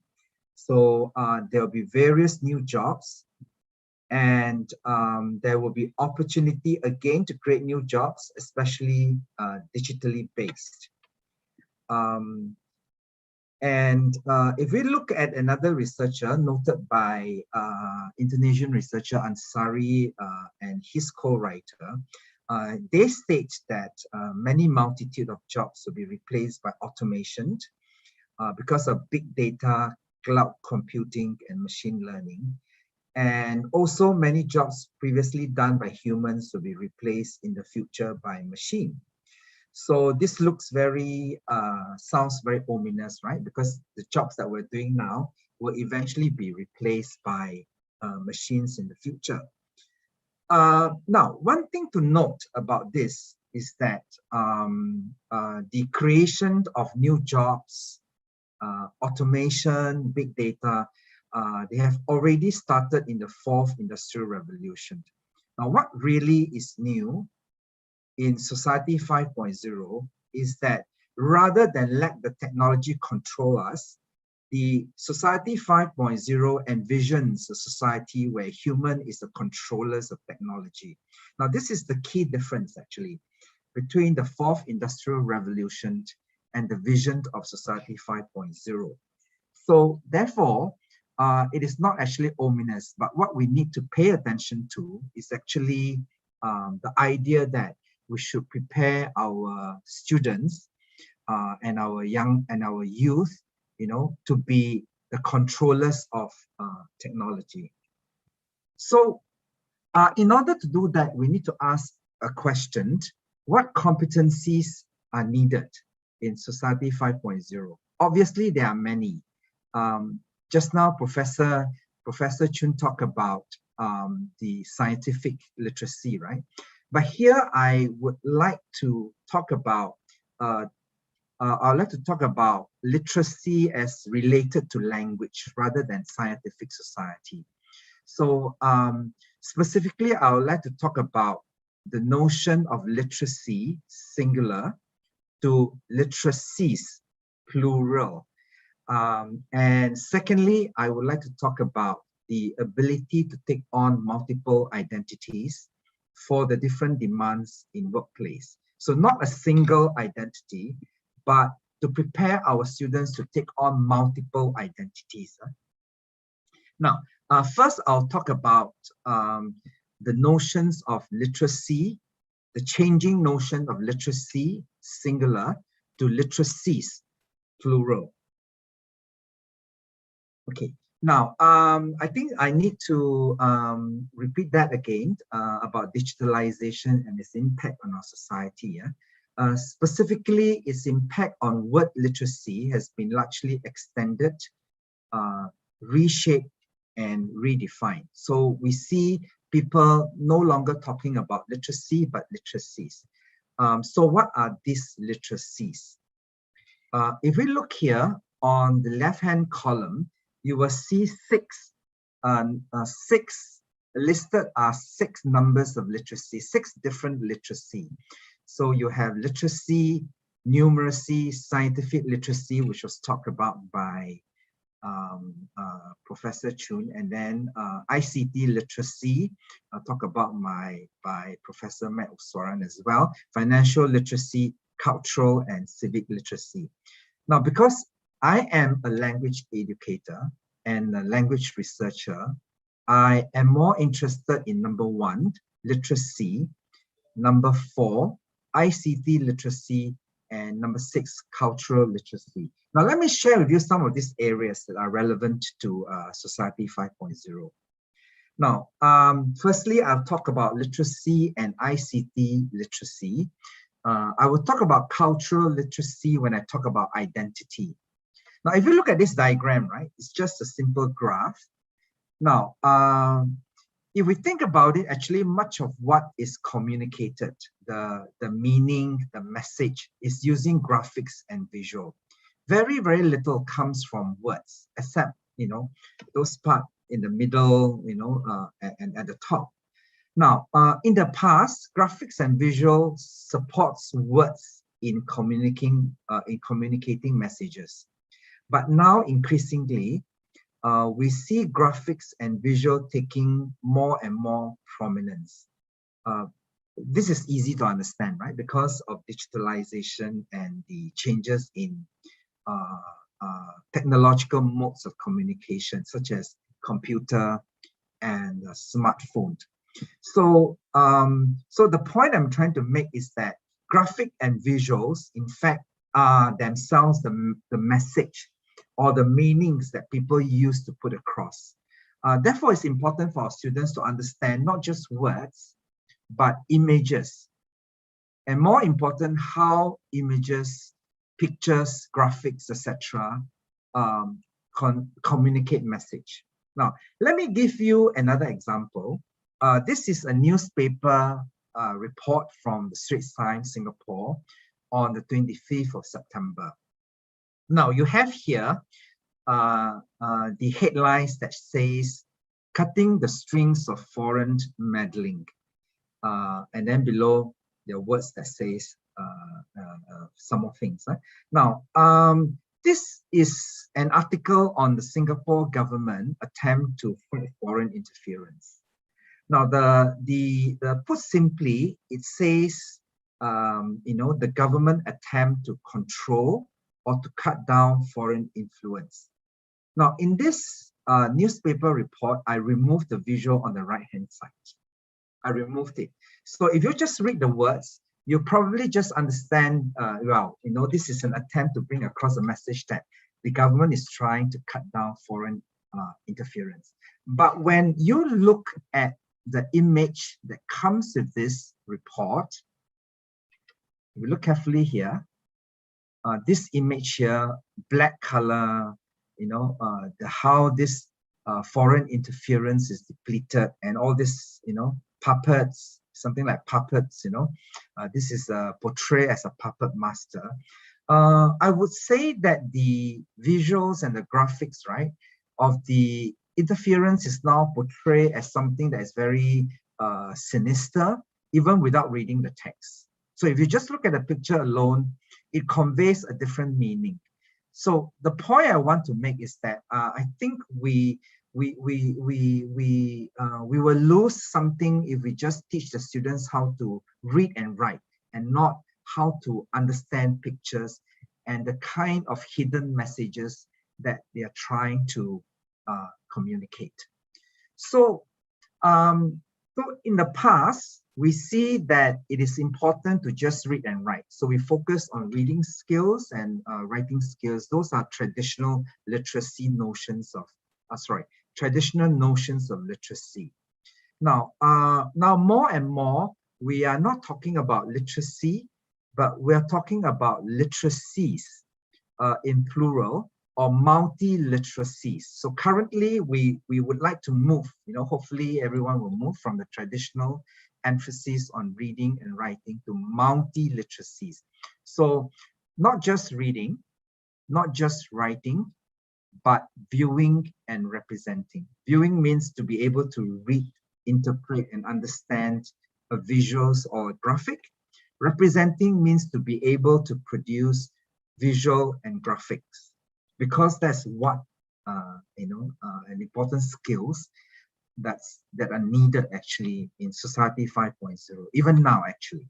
Okay, now you may wonder why we need to do that, right? Now, so if we look at this carefully again, this is a pictorial representation of what's happening to our visual processing. How did we move from a very, very strong attention paid to reading and writing to viewing to viewing? So in a sense, we all have become visual learners in many ways because of the exposure to technology. So for example, as indicated here, our human attention span has dropped, and people learn better when they are visuals, and we process visuals more efficiently. So obviously, it would be a great disadvantage to our students if we just confined their learning and their exposure to reading and speaking. And I think what we need to do is to relook at our curriculum and see, in what way can we bring in multi-literacy. Of course, this happens in school, but if we look at the workplace, this is an example. If we look at the workplace, the landscape has also changed. So potential employees are expected to be well-versed in using visuals as well. This is the kind of a job requirements now. They need to understand visual, and they need to use visuals to actually communicate messages, whether it be marketing or policy, etc., etc. Okay. So I'm moving on to the next point, the next major point in my presentation, which is identity in the changing working landscape, specifically in the context of Society 5.0. Now, first, let me explain what do I mean by identity, and why is that so important in workplace. Now, put simply, we all hold multiple identities. Every one of us, we all hold different identities. For example, we are a father, we are a mother, we are a sister, we're a teacher, we are a researcher. And so can you imagine this, that in our future workplace, when many jobs are changing, right?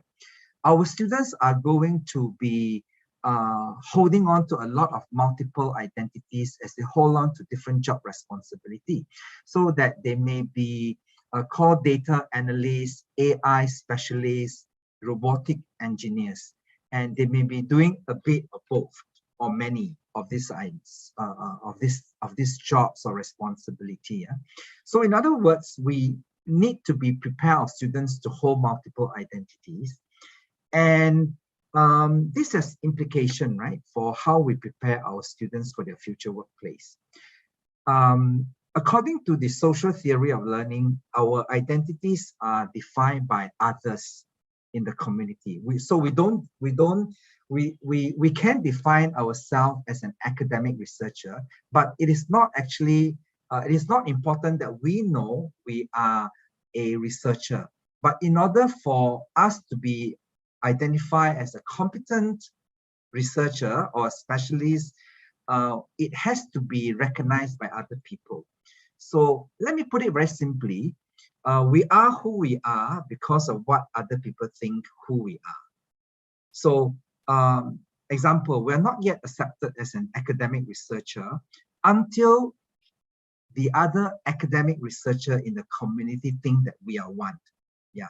So, so that has an implication, right? In other words, we need to prepare our students to say when they go out to work, they must be able to project themselves the kind of identity that's accepted locally as well as globally. And this becomes more challenging because our students in the future will move in and out of identity. So they need to take on identity, and then they need to, find a way to project the right kind of identity to the community. Now, at this point, you may ask me a question. What has language got to do with identity? Let me give you an example. This is a very familiar example to all of us. The identity of an academic researcher. That's a professional identity. And the community that we work in, we call it the community of practice, is a university setting. Not just locally, but also globally. And the community of practice, we learn how to conduct research, how to present at conferences, and we learn how to publish. So we exhibit, or this is the identity that operates in the academic community, but less so in the healthcare community. So people in this community will accept who we are, will accept us or recognize us as an academic researcher if we're able to use terms such as context, contributions and significance, literature review, methods, so on and so forth. If we use this language very accurately, immediately people recognize us as a competent academic researcher. So we must be able to use this language here accurately. If not, it will be a problem. Right? So similarly, when our students go out, to work in a society, we need to prepare them for the language that they're going to encounter and use in the workplace. So data analysts and scientists, they talk in a very different way. They have their characteristics way of talking. And our students need to know that. They can't bring, the kind of talk, the language that they learned in their classroom and transfer them unproblematically into their workplace. Because those language learned in a university setting or classroom setting may not necessarily be able to work in a workplace. So, so knowing the grammar and vocabulary in schools is one thing, but knowing the grammar and vocabulary of a profession is very, very important. Now, when I talk about knowing the grammar and vocabulary of a profession, right? I do not mean to say just knowing the words, but it also means knowing the characteristic way of speaking and writing. I give you a very simple example. When you talk to, for example, businessmen, they talk very differently from an academic researcher, and they talk very differently from a scientist. So every profession, therefore, has a very characteristic way of talking and using vocabulary and using language. Now, let me share with you a personal example. I remember many years ago,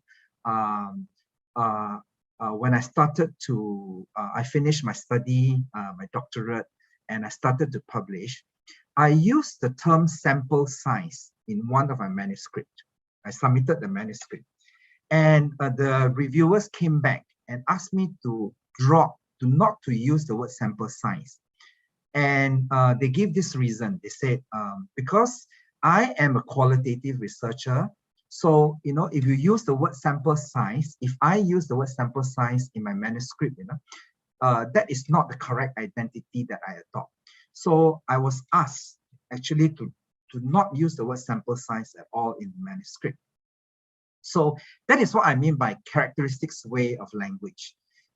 Is knowing the vocabulary and knowing the grammar is important, you know, for a job, for a person to perform well in the job performance. Now, just to share another example, in another manuscript, I used the word personal I, you know, in my manuscript for my publication. So I would like to first talk about this. Secondly, I would like to talk about next. I would like to talk about, but, you know, when the manuscript reviewers came back, they asked me to drop the I, don't use the I at all, because in their community, in their journal community, what they want is an impersonal voice. So I'm sharing with you this example because sometimes, you know, knowing to be competent or knowing to do how to do a job well, it's also a matter of learning the language of the profession. So, so in many ways, identity is about learning how to become an accepted member of a community. So if I put it in another way, that means is to be being culturally literate or having cultural literacy. That means you know the culture of that community and you know how to talk to them in a way that is acceptable to them. So I think that's something that I think is valuable to prepare our students for Society 5.0. Now, here, what we see here is that our learners are going to move in and out of different jobs and different society in Society 5.0, because this job come and go very quickly. And what they learn in schools and university will change very quickly. And when they go out, immediately they have to learn how to use the language in order to learn how to adopt the identity that is suitable for a workplace. Of course, in the process, learning how to pick up the cultural norms acceptable in the community. So I go back to my questions again, language and identity, and I want to paraphrase here these two famous scholars' words. We use language to construct an identity, not just one identity, but many identities for ourselves. So while communities use language as a means of identifying their members, so we join in a professional community and they use our language to identify who we are, to decide whether we are a competent member or not. Now, so this has three implications to prepare our students for Society 5.0. That is the need for authentic language learning experience. So we immerse our students or our learners to use language of a future workplace or a community. Secondly, it's very hard, sorry, let me talk about, it's very hard, of course, in the workplace because the language keeps changing and new profession use or develop their new set of language. I think what is important is to keep up to date with research. Number two, if our learners are not able to master the language of Society 5.0, such as the language of digitalization, technology, artificial intelligence, automation, I think they are likely to fall outside the community, you know, or not accepted by them, locally as well as globally. And I also advocate more research on literacies and identity construction. There are plenty of them, but there's just not enough and not up to date. And also because research is needed in these two areas is because different society use language very differently. They use vocabulary, they use grammar in a very in ways that are very different from another society. So to answer my questions that I posed at the beginning of my presentation, first question, why the need to harmonize competency? The answer is because Society 5.0 creates jobs that requires competency that change very rapidly. And number two, what competencies are needed to be harmonized? Here, I would like to say literacies of reading, writing, viewing, and representing, ICT literacies, as well as cultural literacies. And number three, the questions about why is identity important in Society 5.0? This is because Society 5.0 creates new landscape that require the students to move in and out of identities and adopt multiple identities. And I come to the end of my presentation. I wish you a big thank you to you again, and I wish you a safe, healthy, and a fruitful conference experience.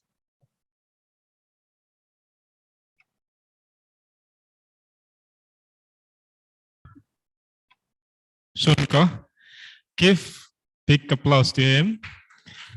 Yeah. So, all right. So that was very interesting presentations. Actually, there are many points that he raised, and I'm sure that participants, presenters, or audience have prepared their questions. There are a couple of questions coming or crossing. And if I can shortly conclude from what has been presented by Dr. Posunko, I think very much in line with what the theme of the conference is taken today, which is harmonizing competencies in education transformation towards society 5.0. So 3 questions were addressed.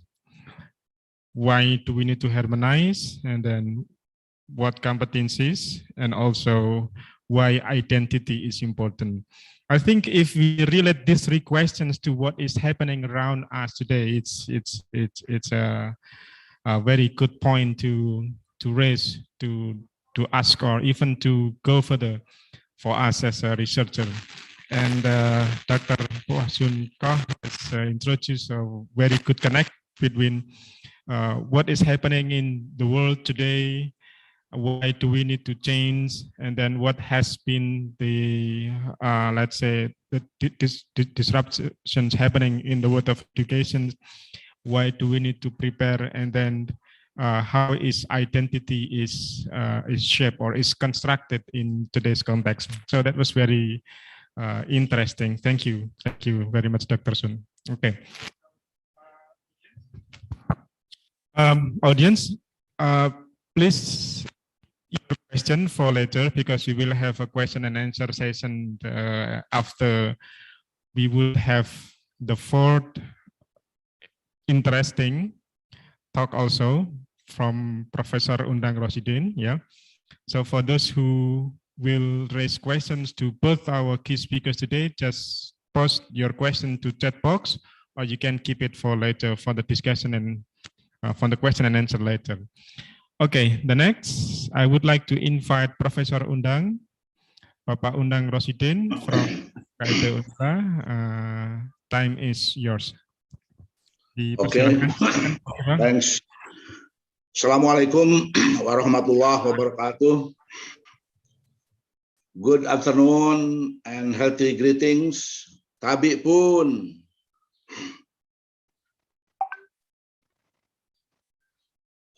Dean Deputy Dean of Faculty of Teacher Training and Education, University of Lampung, the Honorable Keynote Speaker, especially Prof. Sonko, Mr. Prof. Sonko, organizer and conference participant, and Mr. Budi as moderator. Thanks for giving me the opportunity to be the keynote speaker at today's conference International Conference on Progressive Education. Okay, all right. I will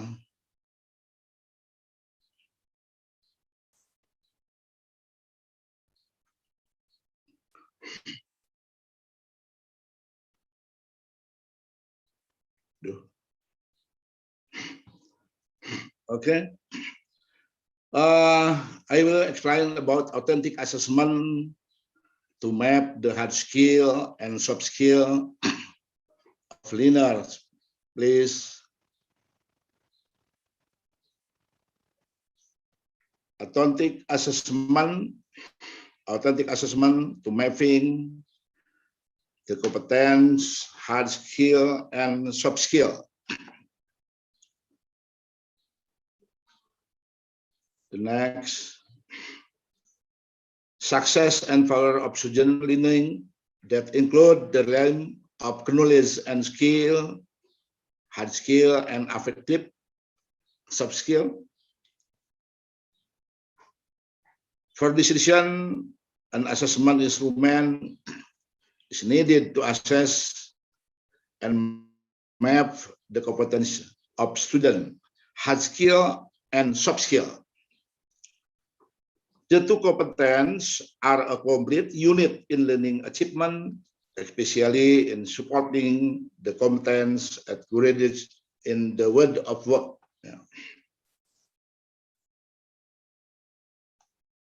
Hard skill alone are not enough to support graduates to be successful in their career.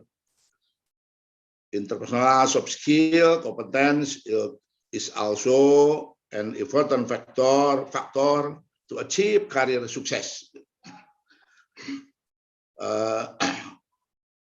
Intinya hard skill saja tidak cukup untuk mensupport keberhasilan para lulusan. Ya. Therefore, an assessment that can map these two competence is very important untuk memetakan kompetensi hard skill dan soft skill. Perlu ada satu model penilaian. Ya. Model penilaian itu adalah assessment authentic. So far, what is assessed, namely learning outcome, released on hard skill competence, where soft skill competence are really considered. Ini menunjukkan bahwa para ahli dari yang lalu sudah mengatakan bahwa penggunaan penilaian masih banyak pada penilaian hard skill. The mission of education in the strategic plan of the Ministry of Education and Culture of the Republic Indonesia is to develop the potential of students in a balanced way to become human beings with character through a balance of ethics, literacy, aesthetics, and kinesthetic, both through education unit through family education. Ini adalah satu narasi dalam strategi pendidikan, Menteri Pendidikan, Kementerian Pendidikan tahun 2020-2024. Jadi bahwa pengembangan potensi pendidikan adanya keseimbangan gitu, antara hard skill dan soft skill.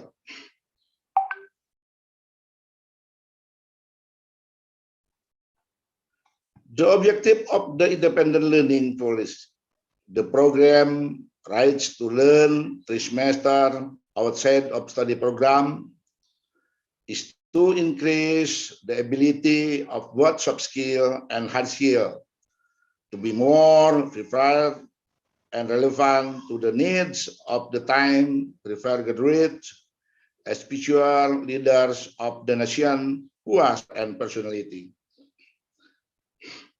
Jadi ini menjelaskan terkait dengan kurikulum MBKM, Merdeka Belajar Kampus Merdeka, ini juga menunjukkan bahwa penilaian seimbang antara hard skill, soft skill pada tataran program 3 semester mahasiswa keluar dari kampusnya.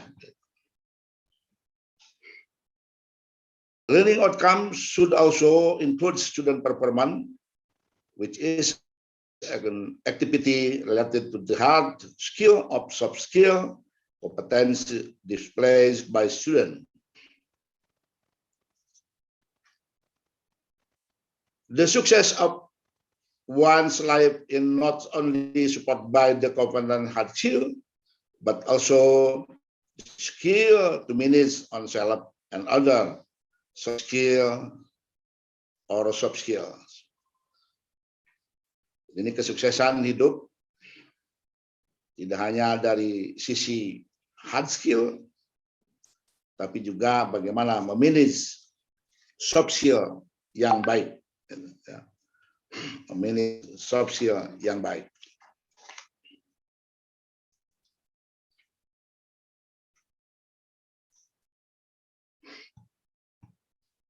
The ideal learning outcome is a balance between skill, attitude, and knowledge with hard skill and soft skill.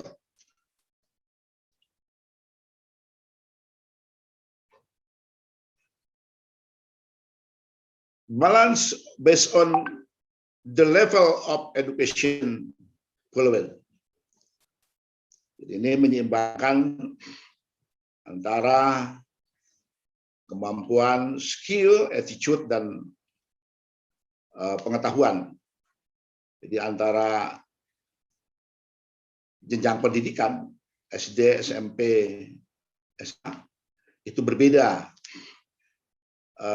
keluasannya, ya, keluasannya. SD lebih ke sikap, SMP ke skill, keterampilan. Kemudian untuk perguruan tinggi SMA itu lebih ke knowledge dengan sedikit attitude, gitu, atau sikap.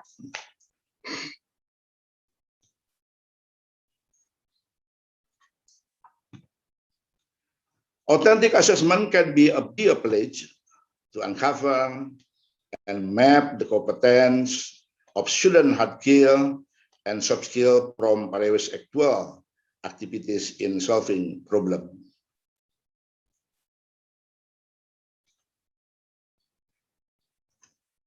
Authentic assessment can be placed as one of the important element in learning both at the primary, secondary, and higher education level. Authentic assessment is oriented toward contextual tasks and which allow students to demonstrate competence in more authentic settings.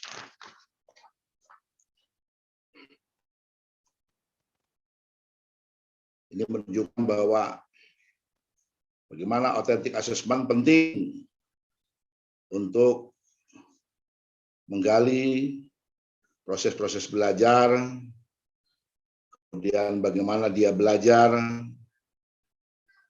dalam berbagai level, baik pendidikan dasar, menengah, dan tinggi. Ya. Jadi penting penggunaan authentic assessment.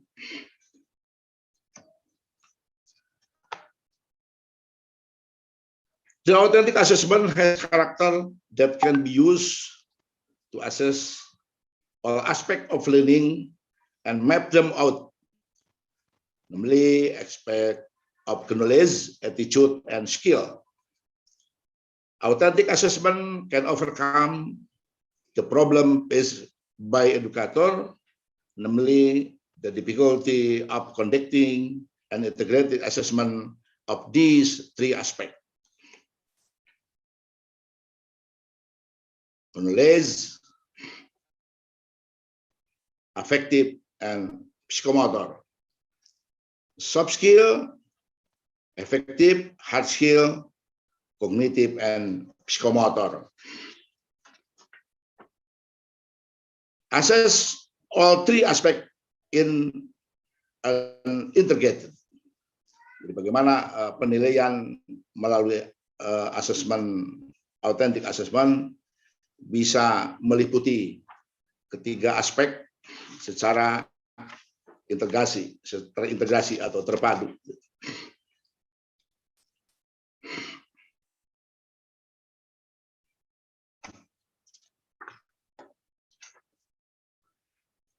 The application of assessment in active learning in higher education with various types of authentic assessment implemented. Ini menghasilkan penelitian saya terkait dengan penerapan authentic assessment. Ini menghasilkan 5 simpulan. The first, student can be mapped according to their hard skill and soft skill. Second, almost all students responded that the implementation on authentic assessment was more oriented toward process assessment than outcome assessment. The tip of product assessment causes anxiety because the product assessment emphasizes the result of the assessment that are momentary. Almost all students state the authentic assessment need to be applied to all course. Ini hasil penelitian yang saya lakukan pada tahun 2010, gitu kan. Jadi bagaimana penerapan authentic assessment pada pembelajaran yang dilaksanakan secara aktif, gitu, menghasilkan respon-respon seperti saya jelaskan pada kelima tadi.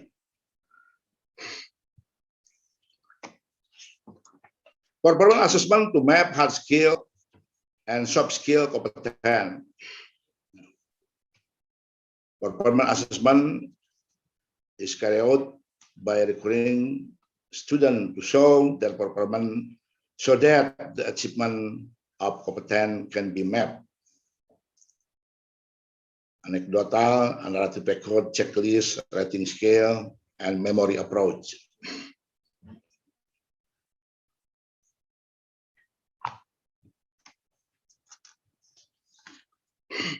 Divided STEM in science, technology, engineering, mathematics, learning process which is designed so that students are able to analyze, evaluate, and create. Ini juga terkait dengan asesmen otentik, ya, yang bisa menilai aspek-aspek reasoning, managing, presenting konsep, blueprint, scenarios, compiling assignment, determining scale, writing rubric, and determining. Project assessment to map hard skill and soft skill competence. Measure and reveal psychomotor, cognitive domain, critical thinking skill, creative thinking skill by instrument, project, portfolio, content, construct, language. Assessment instrument indicator, skill competence, communication, project, problem solving, teamwork, written communication, presenting planning, especially management,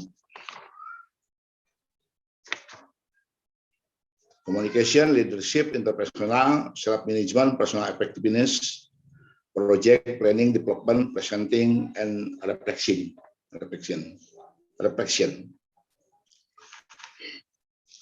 Mapping soft skill in project assessment.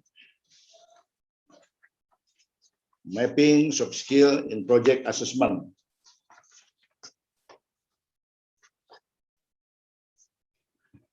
Soft skill, interpersonal skill, and intrapersonal skill. intrapersonal skill, confidence, self-regulation, emotional, self-control, and time management. Entrepreneurial skill, empathy, leadership, communication, and teamwork. Product assessment to map hard skill. Product assessment is used by educator to assess writing skill, critical thinking, writing skill of ideas to produce a work. Product assessment is an assessment process related to the quality of student work in the form of certain product or work. Product assessment that are arranged systematically can map the hard skill and soft skill of students. Based on several studies, it shows that product assessment can map the soft skill and hard skill competence of students. Assessment for mapping hard skill and soft skill competence. Portfolio. Portfolio is a collection of student work related to the improvement or achievement of student. To emphasize the principle of continuous and process assessment.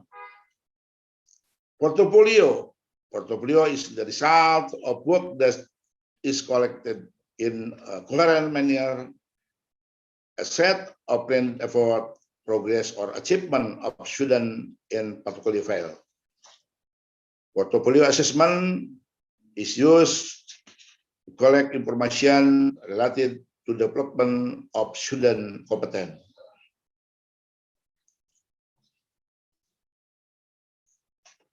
Soft skill and hard skill from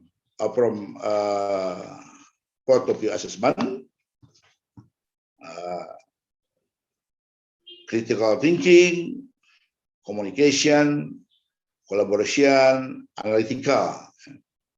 Hard skill, language ability, digital technology, data analysis knowledge. Ini assessment menggunakan portfolio atau portfolio assessment. Merupakan kumpulan tugas-tugas yang dihasilkan oleh mahasiswa atau siswa.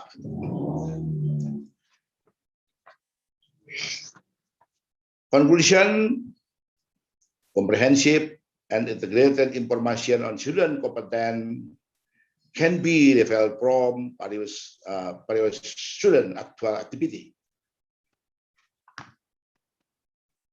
Authentic assessment model can be placed on one of the key elements that are important in learning both and the primary, secondary, and higher education level. Okay, ladies and gentlemen, that's the delivery on the material from me. Hopefully it's useful. I apologize for any shortcoming. Makasih. Assalamualaikum warahmatullahi wabarakatuh. Warahmatullahi wabarakatuh. Thank you very much, Professor Undang Rasidin. Big applause and let's give applause to him. Yeah. All right, so it was a very interesting presentation as well. Professor Undang was talking about authentic assessment. Authentic assessment in relation to hard skills and soft skill competence. Why is it important? Why talking about authentic assessment is also important is actually at the same time when we are talking about learning, then we need to also talk about how to assess the learning itself. So that's why we got some insights and we got some knowledge from Professor Undang as well. how authentic assessment can be carried out in order to make a balance between hard skills and soft skills for the learners, especially in today's context. So we have got two very interesting topics for third and fourth sessions. With Dr. Poh, we were talking about literacy. We were talking about, let's say, harmonization of competencies in today's learning paradigm, in the context of society 5.0. And it was also continued by Professor Undang, who was discussing about assessment in today's learning context. Okay, well, audience, I see that there are some questions that we can see in the chat box.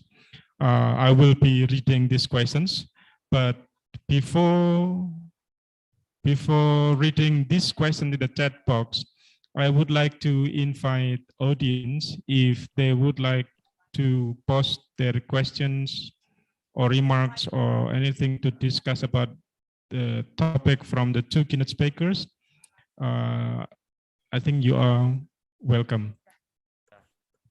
Please, if there are any participants who would like to post questions or to ask questions directly, time is yours. Otherwise, I will read questions in the chat box. So let's wait for maybe 30 seconds to minutes to go.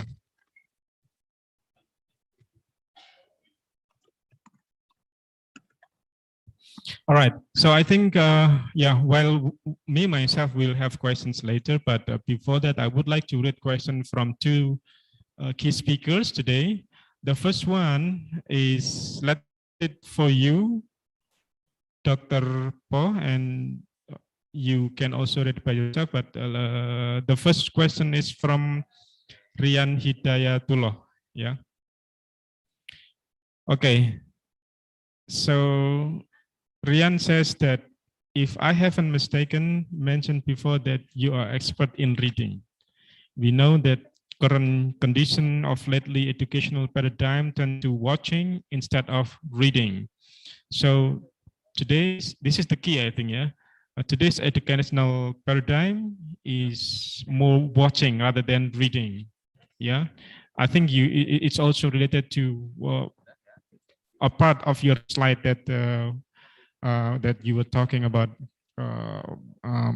maybe about education, about marketing, about how visual, I think visualizations, something like that. Yeah, and then many young people like to see YouTube, and then it's a kind of new experience to absorb information. So the thing is that students love to see videos more rather than to read text. Yeah, how do you see this phenomenon? Do you think this may be a new way of learning, of forming or constructing identity in this digital era? So is it good or bad in terms of literacy? Maybe you can directly answer it, Dr. Poh. Okay. Yeah. Yeah, thank you very much. And thank you for remembering that I'm actually specializes in reading as well. So this is my response.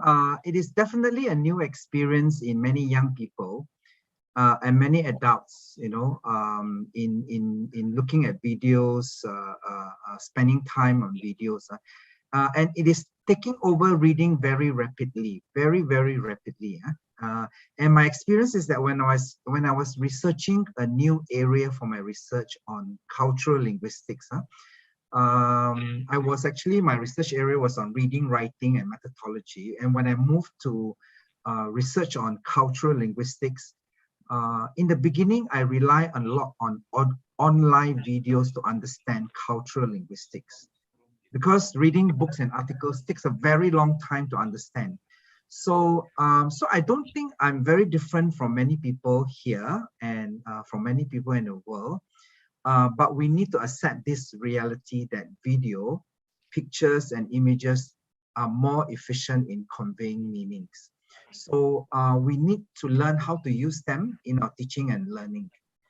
And with regards to the second part of the question, is it good or bad for identity building, right? I think it is a very important way to learn identity because, video images comes with languages that we absorb very, very quickly. That's the way our brain works. And if you see the recent trend, right? The very famous, now very famous Squid Game from South Korea. Immediately we see many TikTok videos showing people taking on the identities of the characters in the show. So that's how fast, the learning becomes, and that's how fast identity takes place. So it's good because visuals allow us to learn and understand something very quickly, but it is very bad because we learn to copy others without thinking who we are. So for me, I'm a Singaporean. I can copy whatever that's on the video, but I must still think that I'm a Singaporean. And for you, I think it's important to think that you are an Indonesian. Thank you. Yeah, that's my response to the first. Yeah. Okay. Thank you. Thank you, Dr. Po. So yes, we got a point that from the questions addressed by Rian Hidayatullah, it was about the changing, the transformation of teaching and learning from students like watching more instead of reading. Yes, whether good or bad, that I think, yeah, it was explained by Dr. Puh as well. Well, the bad thing that was also mentioned in the last explanation by Dr. Puh was about students are now become easy to copy, right? So copying has become something which is more and more in today's trend in learning because students like watching more. Yeah. Okay, so that was the answer from Rian's questions. But maybe if I continue in this question, Dr. Poh, maybe one simple remark from this.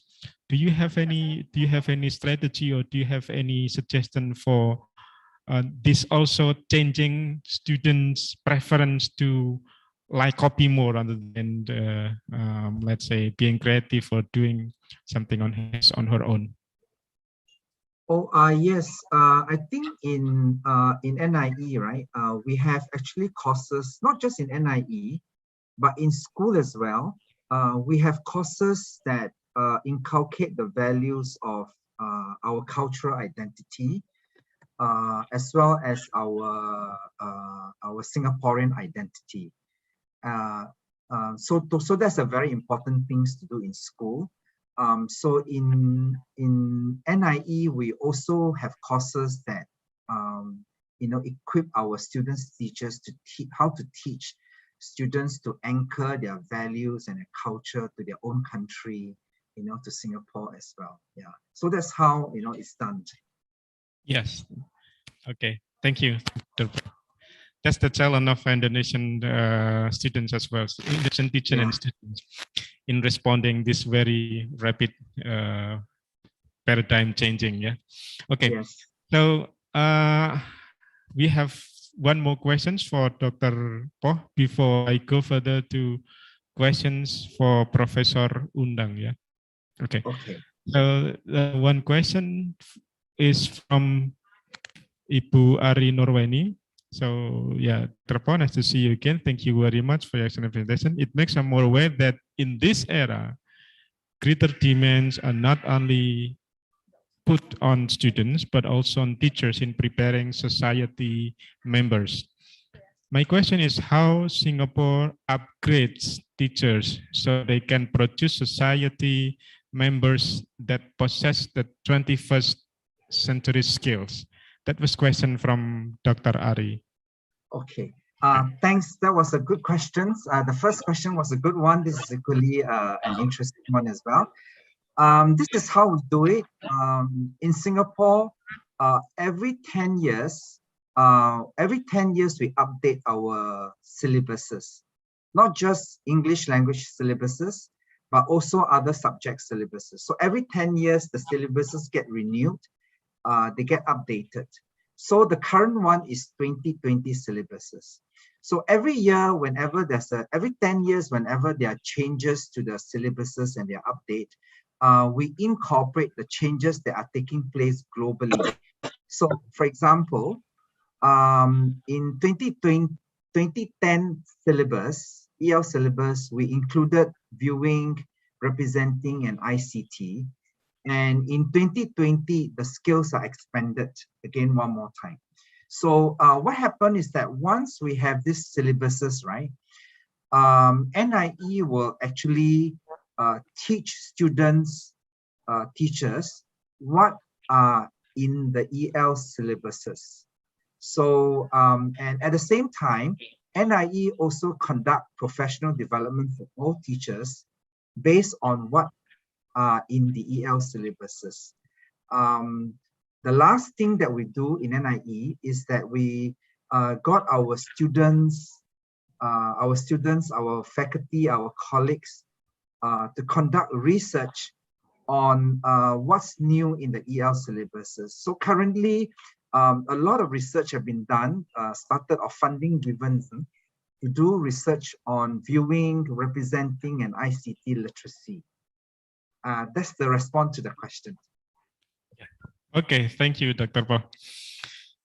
Comprehensive answers. Okay, so maybe we have more students ahead. After this, I would like to read one question for Professor Undang. So I'm sorry, Dr. Po. Maybe sometimes I would like to switch into Indonesia, but I will get back to you in English later. Yeah, sure. Okay. And for other participants who are non-Indonesian speakers as well. Okay, so Bapak Ibu yang ingin menyampaikan pertanyaan terkait dengan materi yang disajikan oleh Prof. Undang, bisa disampaikan dalam bahasa Indonesia. Nanti saya akan coba menyampaikan intinya ke dalam bahasa Inggris ke teman-teman yang non-Indonesian speaker gitu. Oke. Pertanyaan pertama untuk pertanyaan untuk Profesor Undang adalah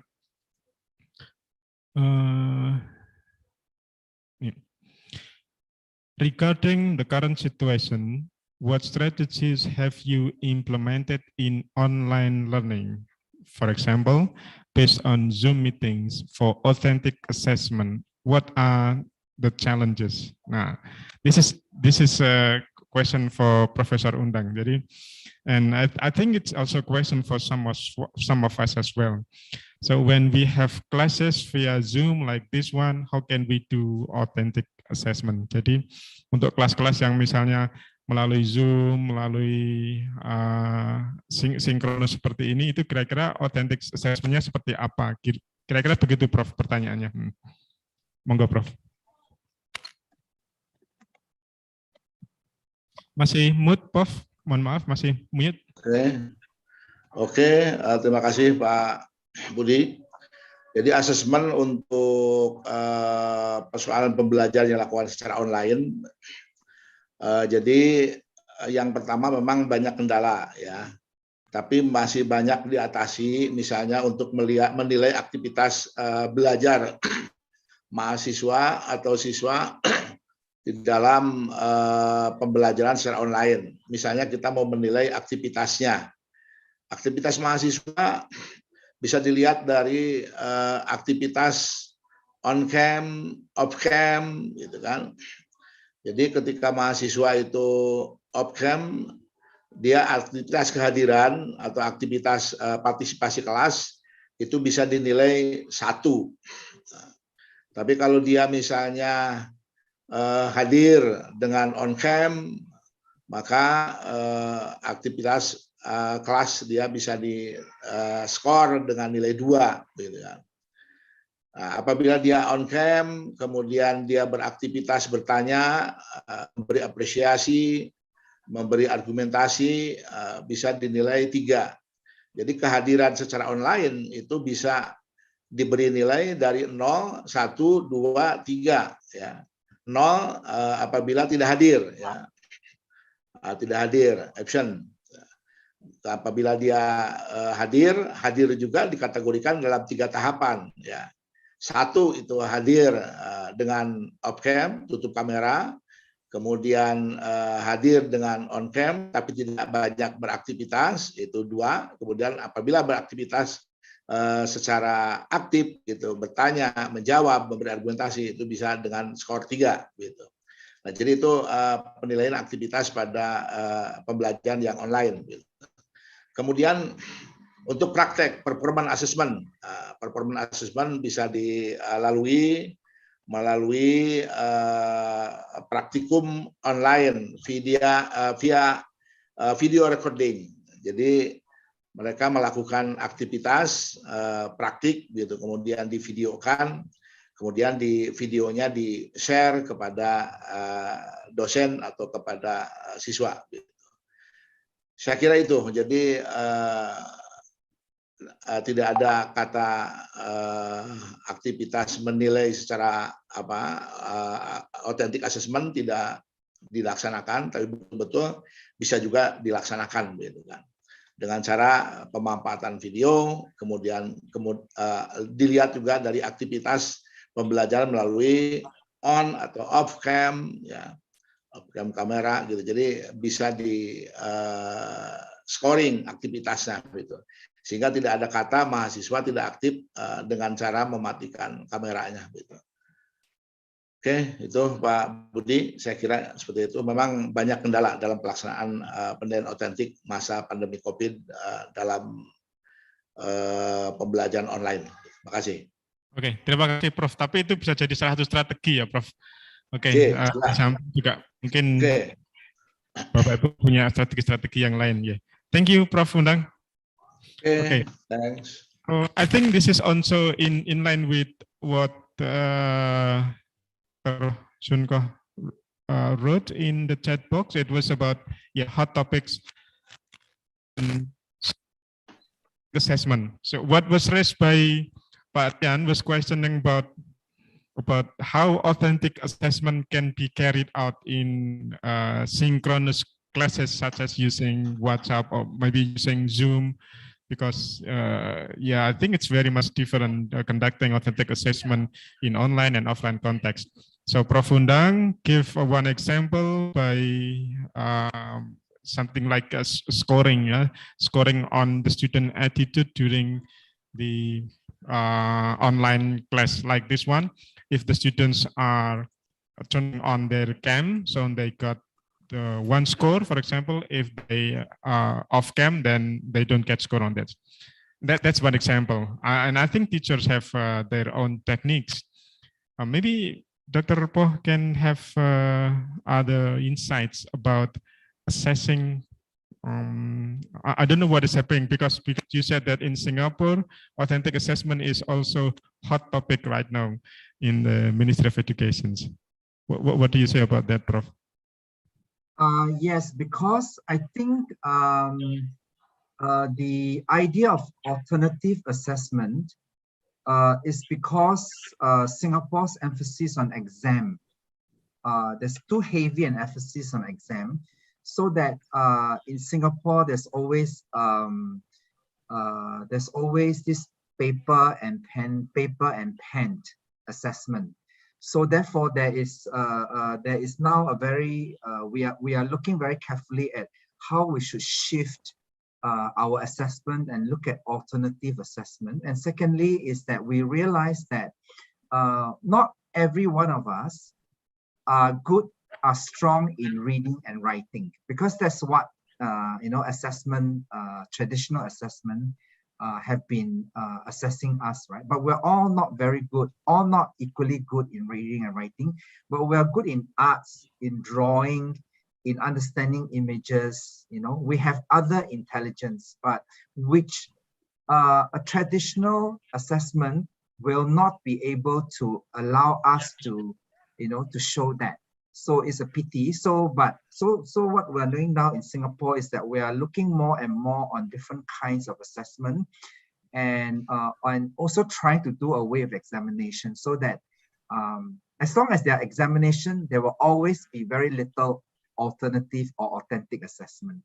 So once we move out of that, we will have more opportunities for alternative and authentic assessment. So I want to thank Prof. Endang for really bringing out a very, very important topic. Yeah. Okay. Thank you, Dr. Poh. We have 2 minutes to go. Maybe if there is one more question from audience. Okay. Otherwise, we have 2 minutes left.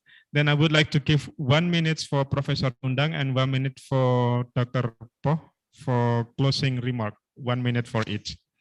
Okay, we start from Professor Undang mungkin. Closing statement singkat saja, Prof. Profesor Undang. Baik, saya kira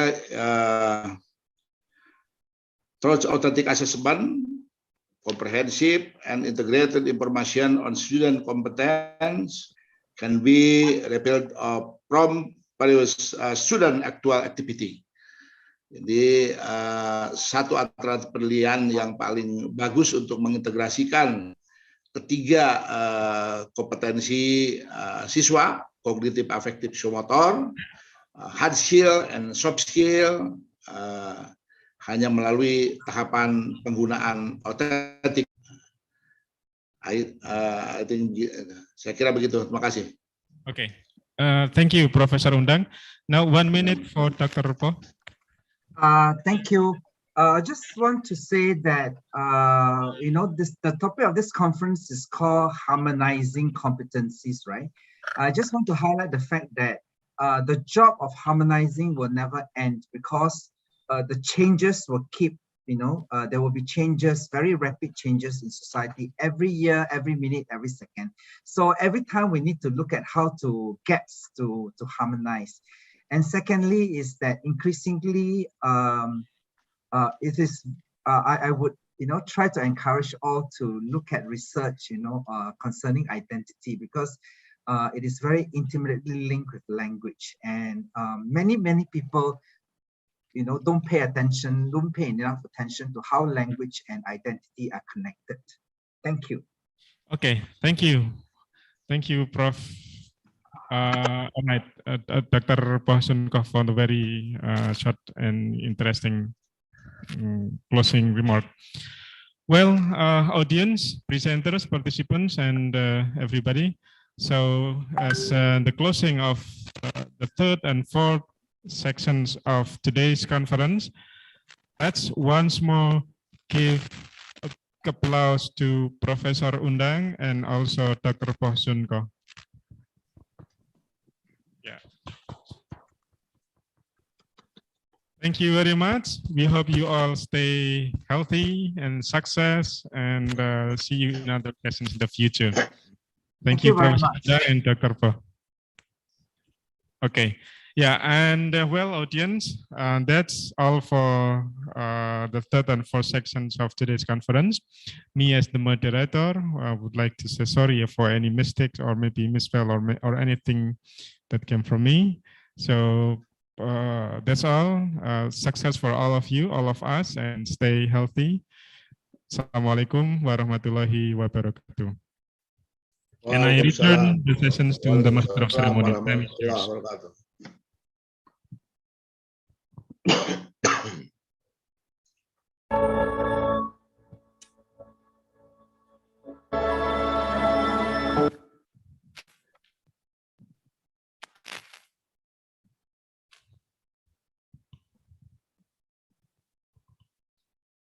Thanks to Budi Kadaryanto, SPD MA, for leading speakers keynote speakers presentation.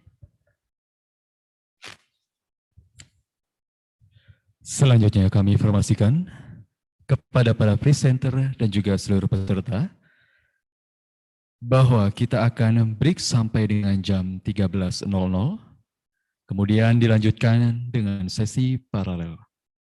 Untuk itu para peserta dan juga para presenter dapat memasuki room Zoom pada pukul 13.00 sesuai dengan jadwal yang telah dibagikan oleh panitia. Terima kasih. Next agenda is coffee break. We'll be back at 1 p.m. and then it will be followed by parallel session. To all participants and presenters, you may enter the Zoom meeting room at 1 p.m. according to the provided schedule. Thanks to all keynote speakers for attending this event and also for fantastic presentations. We look forward to seeing you on the next event. Sekian, sampai jumpa di sesi paralel pukul 13.00 waktu Indonesia bagian Barat. Terima kasih. For participants and presenters, see you on panel session at 1 p.m. Thank you.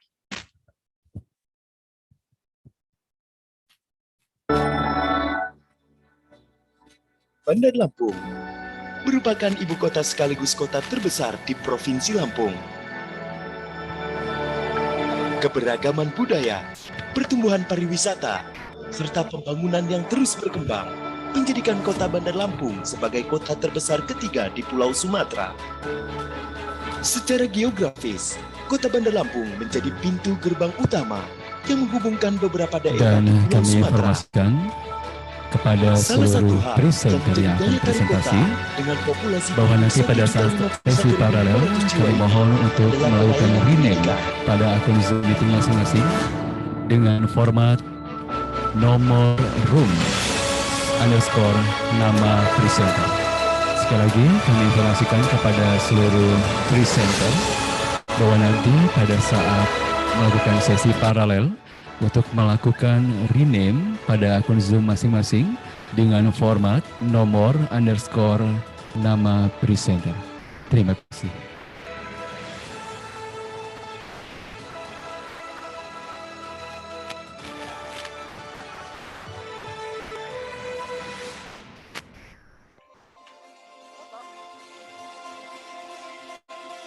Didukung sarana pendidikan, mulai tingkat taman kanak-kanak hingga pendidikan tinggi, Kota Bandar Lampung tetap mengedepankan pendidikan sebagai prioritas yang tidak dapat dikesampingkan.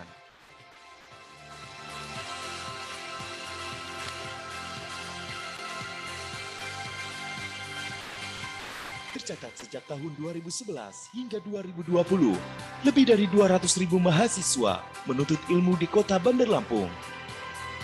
Tidak sedikit dari mereka telah membuktikan diri sebagai generasi unggul yang mampu bersaing.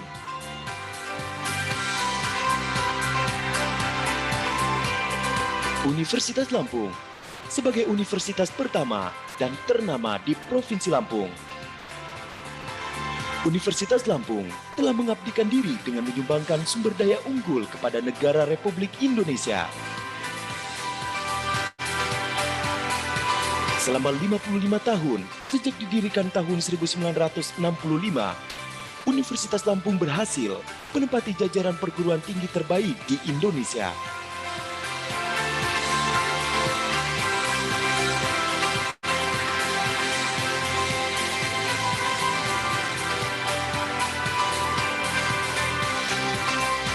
Universitas Lampung bertekad melanjutkan dharma membangun institusi dan bangsa secara bersama-sama dalam rencana pembangunan jangka.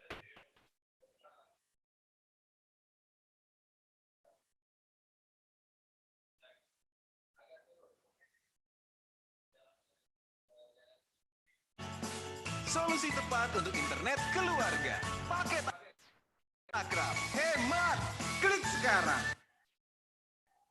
ambil traktirannya, download Tokopedia sekarang.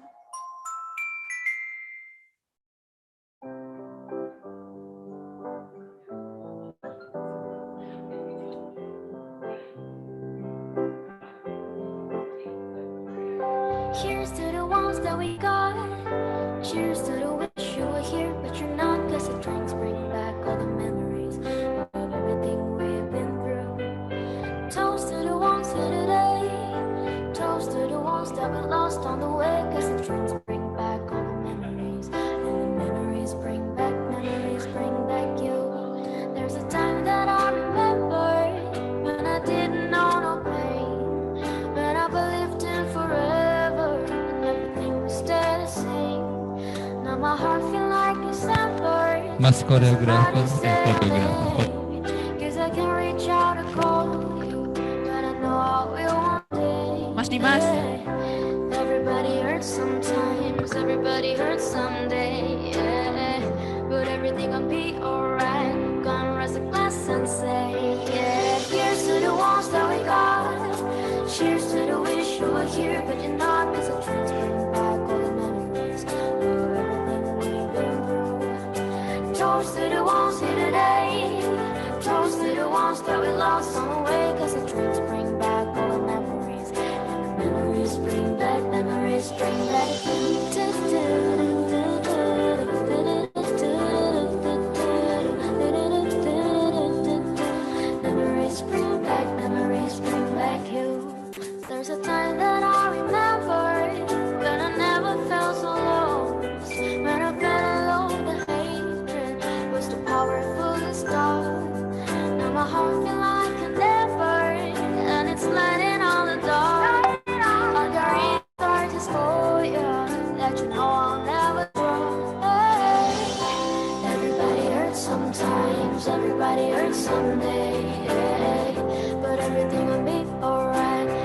rise a glass and say, cheers to the ones that we got.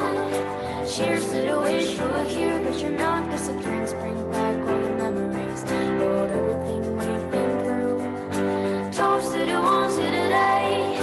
Toast to the ones that we lost on the way. 'Cause the drinks bring back all the memories, and the memories bring back you.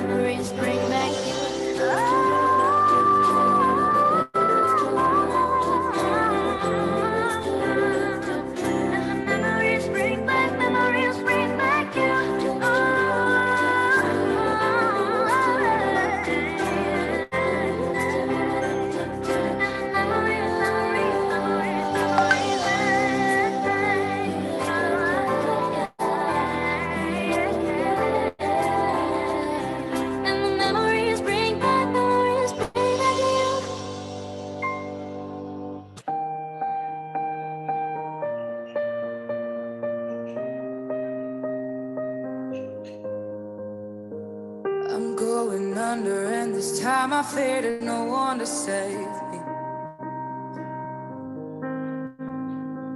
This all or nothing really got a way of driving me crazy. I need somebody to heal, somebody to know, somebody to have, somebody to hold. It's easy to say, but it's never the same. I just kinda like the way I'm not a pain. Now the day bleeds into nightfall, and you're not here to get me through it all. I let my guard down, and then you pulled around.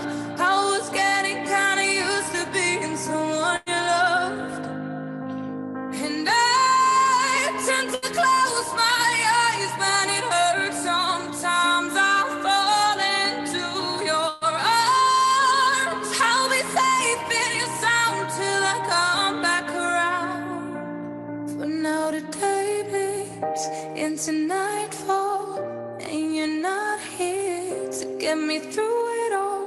I let my guard down, and then you pulled around.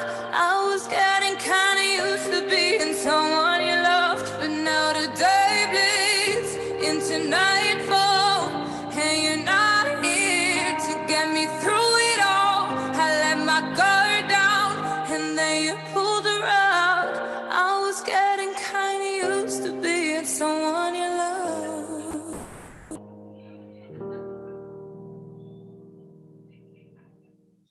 I would be complex, I would be cool. They'd say I played the field before I found someone to commit to, and that'd be okay for me to do. Every conquest I had made would make me more of a boss to you. I'd be a fearless leader, I'd be an alpha type, when everyone believes you. What's that like? I'm so sick of running as fast as I can, wondering if I'd get there quicker if I was a man. And I'm so sick of them coming at me again, 'cause if I was a man, then I'd be the man, I'd be the man. Baik, ada Bapak Ibu Panitia yang hadir di ruangan ini, silakan untuk dapat They'd say I hustled, I put in the work. They wouldn't shake their heads and question how kepada Bapak Ibu much Panitia yang others hadir di ruangan ini, kami persilakan untuk dapat menikmati santap siang di lantai 2. Ya, sekali lagi kami menghimbau kepada Bapak Ibu yang hadir di ruangan ini, kami persilakan untuk dapat menikmati hidangan santap siang di lantai 2. Terima kasih. Let the players play. Yeah, I'll be just like Leo in Saint Tropez. I'm so sick of running as fast as I can. Yeah, wondering if I'd get there quicker if I was a man. And I'm so sick of them coming at me again. 'Cause if I was a man, then I'd be the man. I'd be the man. I'd be the man. What's it like to brag about raking in dollars? cars and getting bitches and models, and it's all good if you pay, and it's okay if you're mad. If I was out flashing my dollars, I'd be a bitch, not a baller. They paint me out to be bad, so it's okay that I'm mad. I'm so sick of running as fast as I can. Yeah, wondering if I'd get there quicker if I was a man. And I'm so sick of them coming at me again. 'Cause if I was a man, I'd be the man.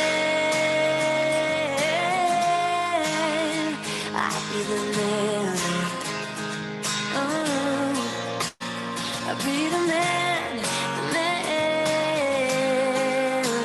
I'd be the man.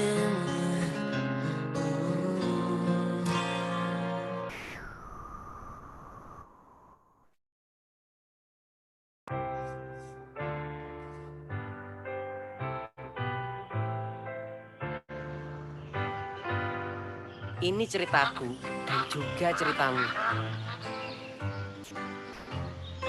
Ini kenapa bebek pernah jadi musuh kita.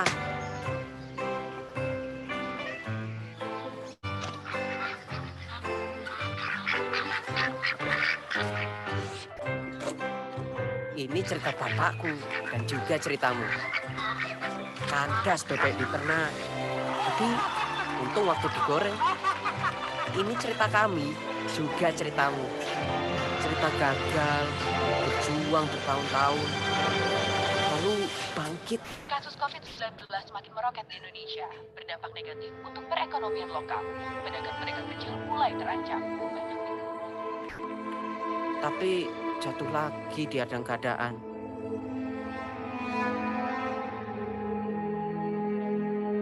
Jalan cerita yang kita lalui bersama.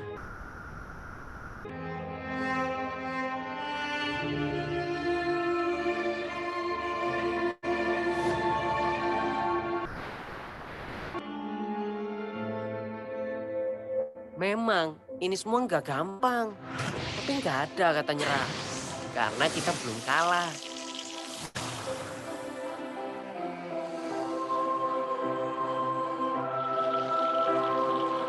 Temukan lagi semangat untuk cari peluang. Temukan kekuatan untuk bertahan.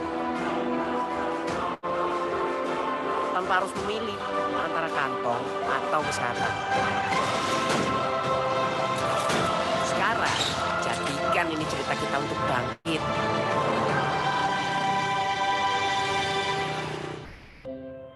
Ini ceritaku, bangkitkan semangat.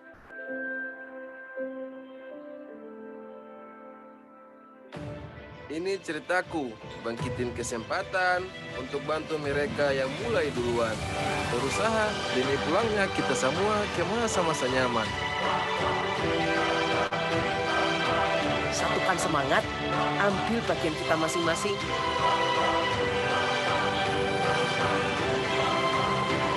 Dukung usaha lokal untuk Indonesia bangkit bersama.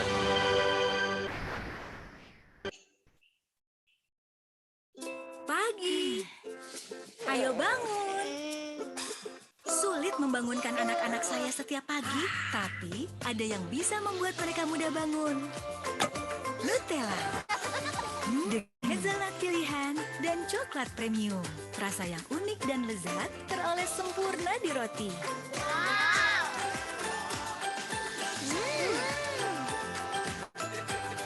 Nutella, mulai hari dengan bahagia. I love it when you call me señorita. I wish I could pretend I didn't need ya, but every touch is your love. It's true love. Ooh, I should be running. Ooh, you keep me coming for you. And in Miami, the air was hot from summer and sweet dripping off me. Before I even knew her name, la la la. It feel like a la la la, yeah, no. Sapphire moonlight.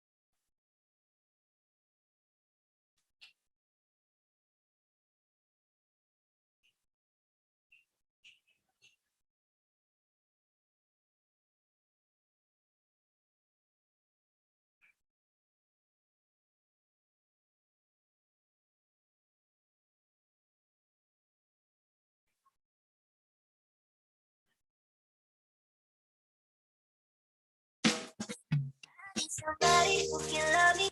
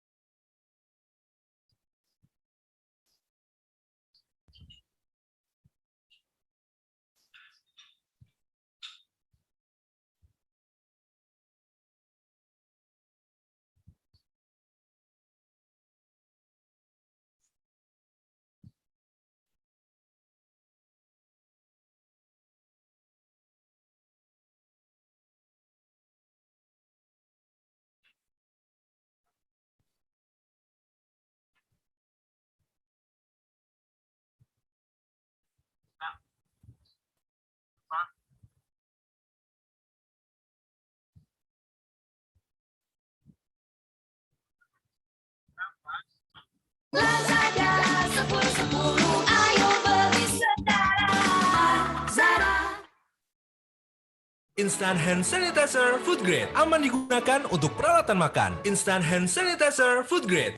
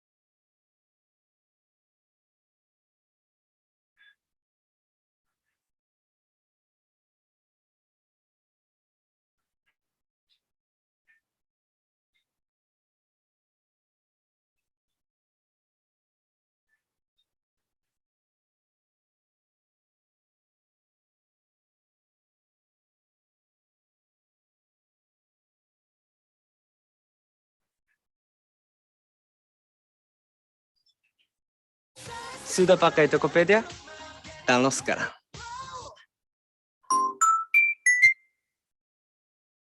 Beli pulsa dan paket data pakai ICOPE bisa dapat cashback sampai 60%.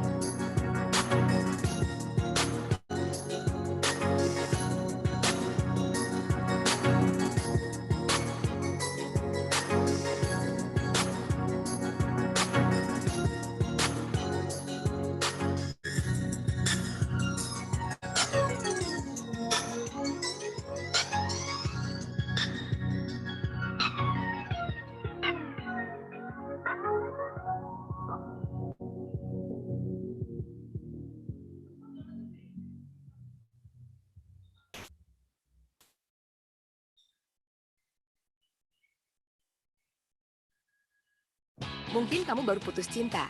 Untuk kamu, YouTube Music Premium dilengkapi mode offline, biar kamu bisa terputus dari media sosial, tapi terus memutar lagu patah hati kamu. Upgrade ke YouTube Music.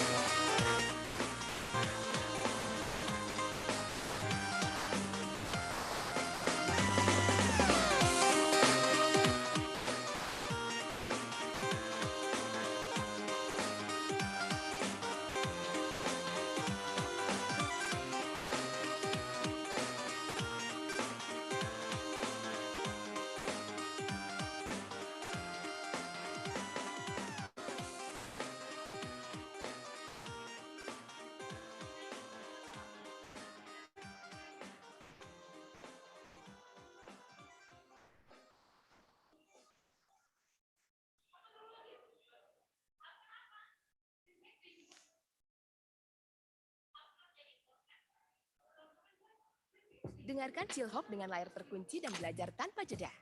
Coba YouTube Premium gratis.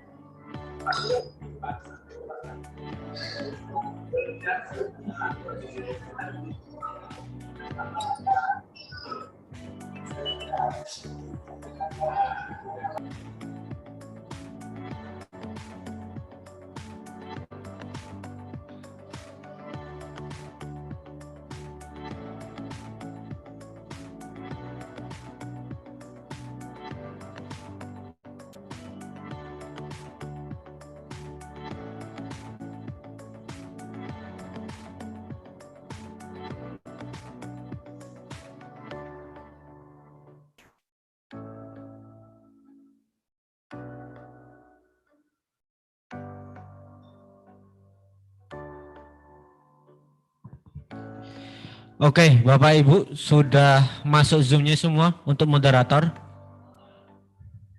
Perum ya. Ini baru moderator ada 4 orang baruan.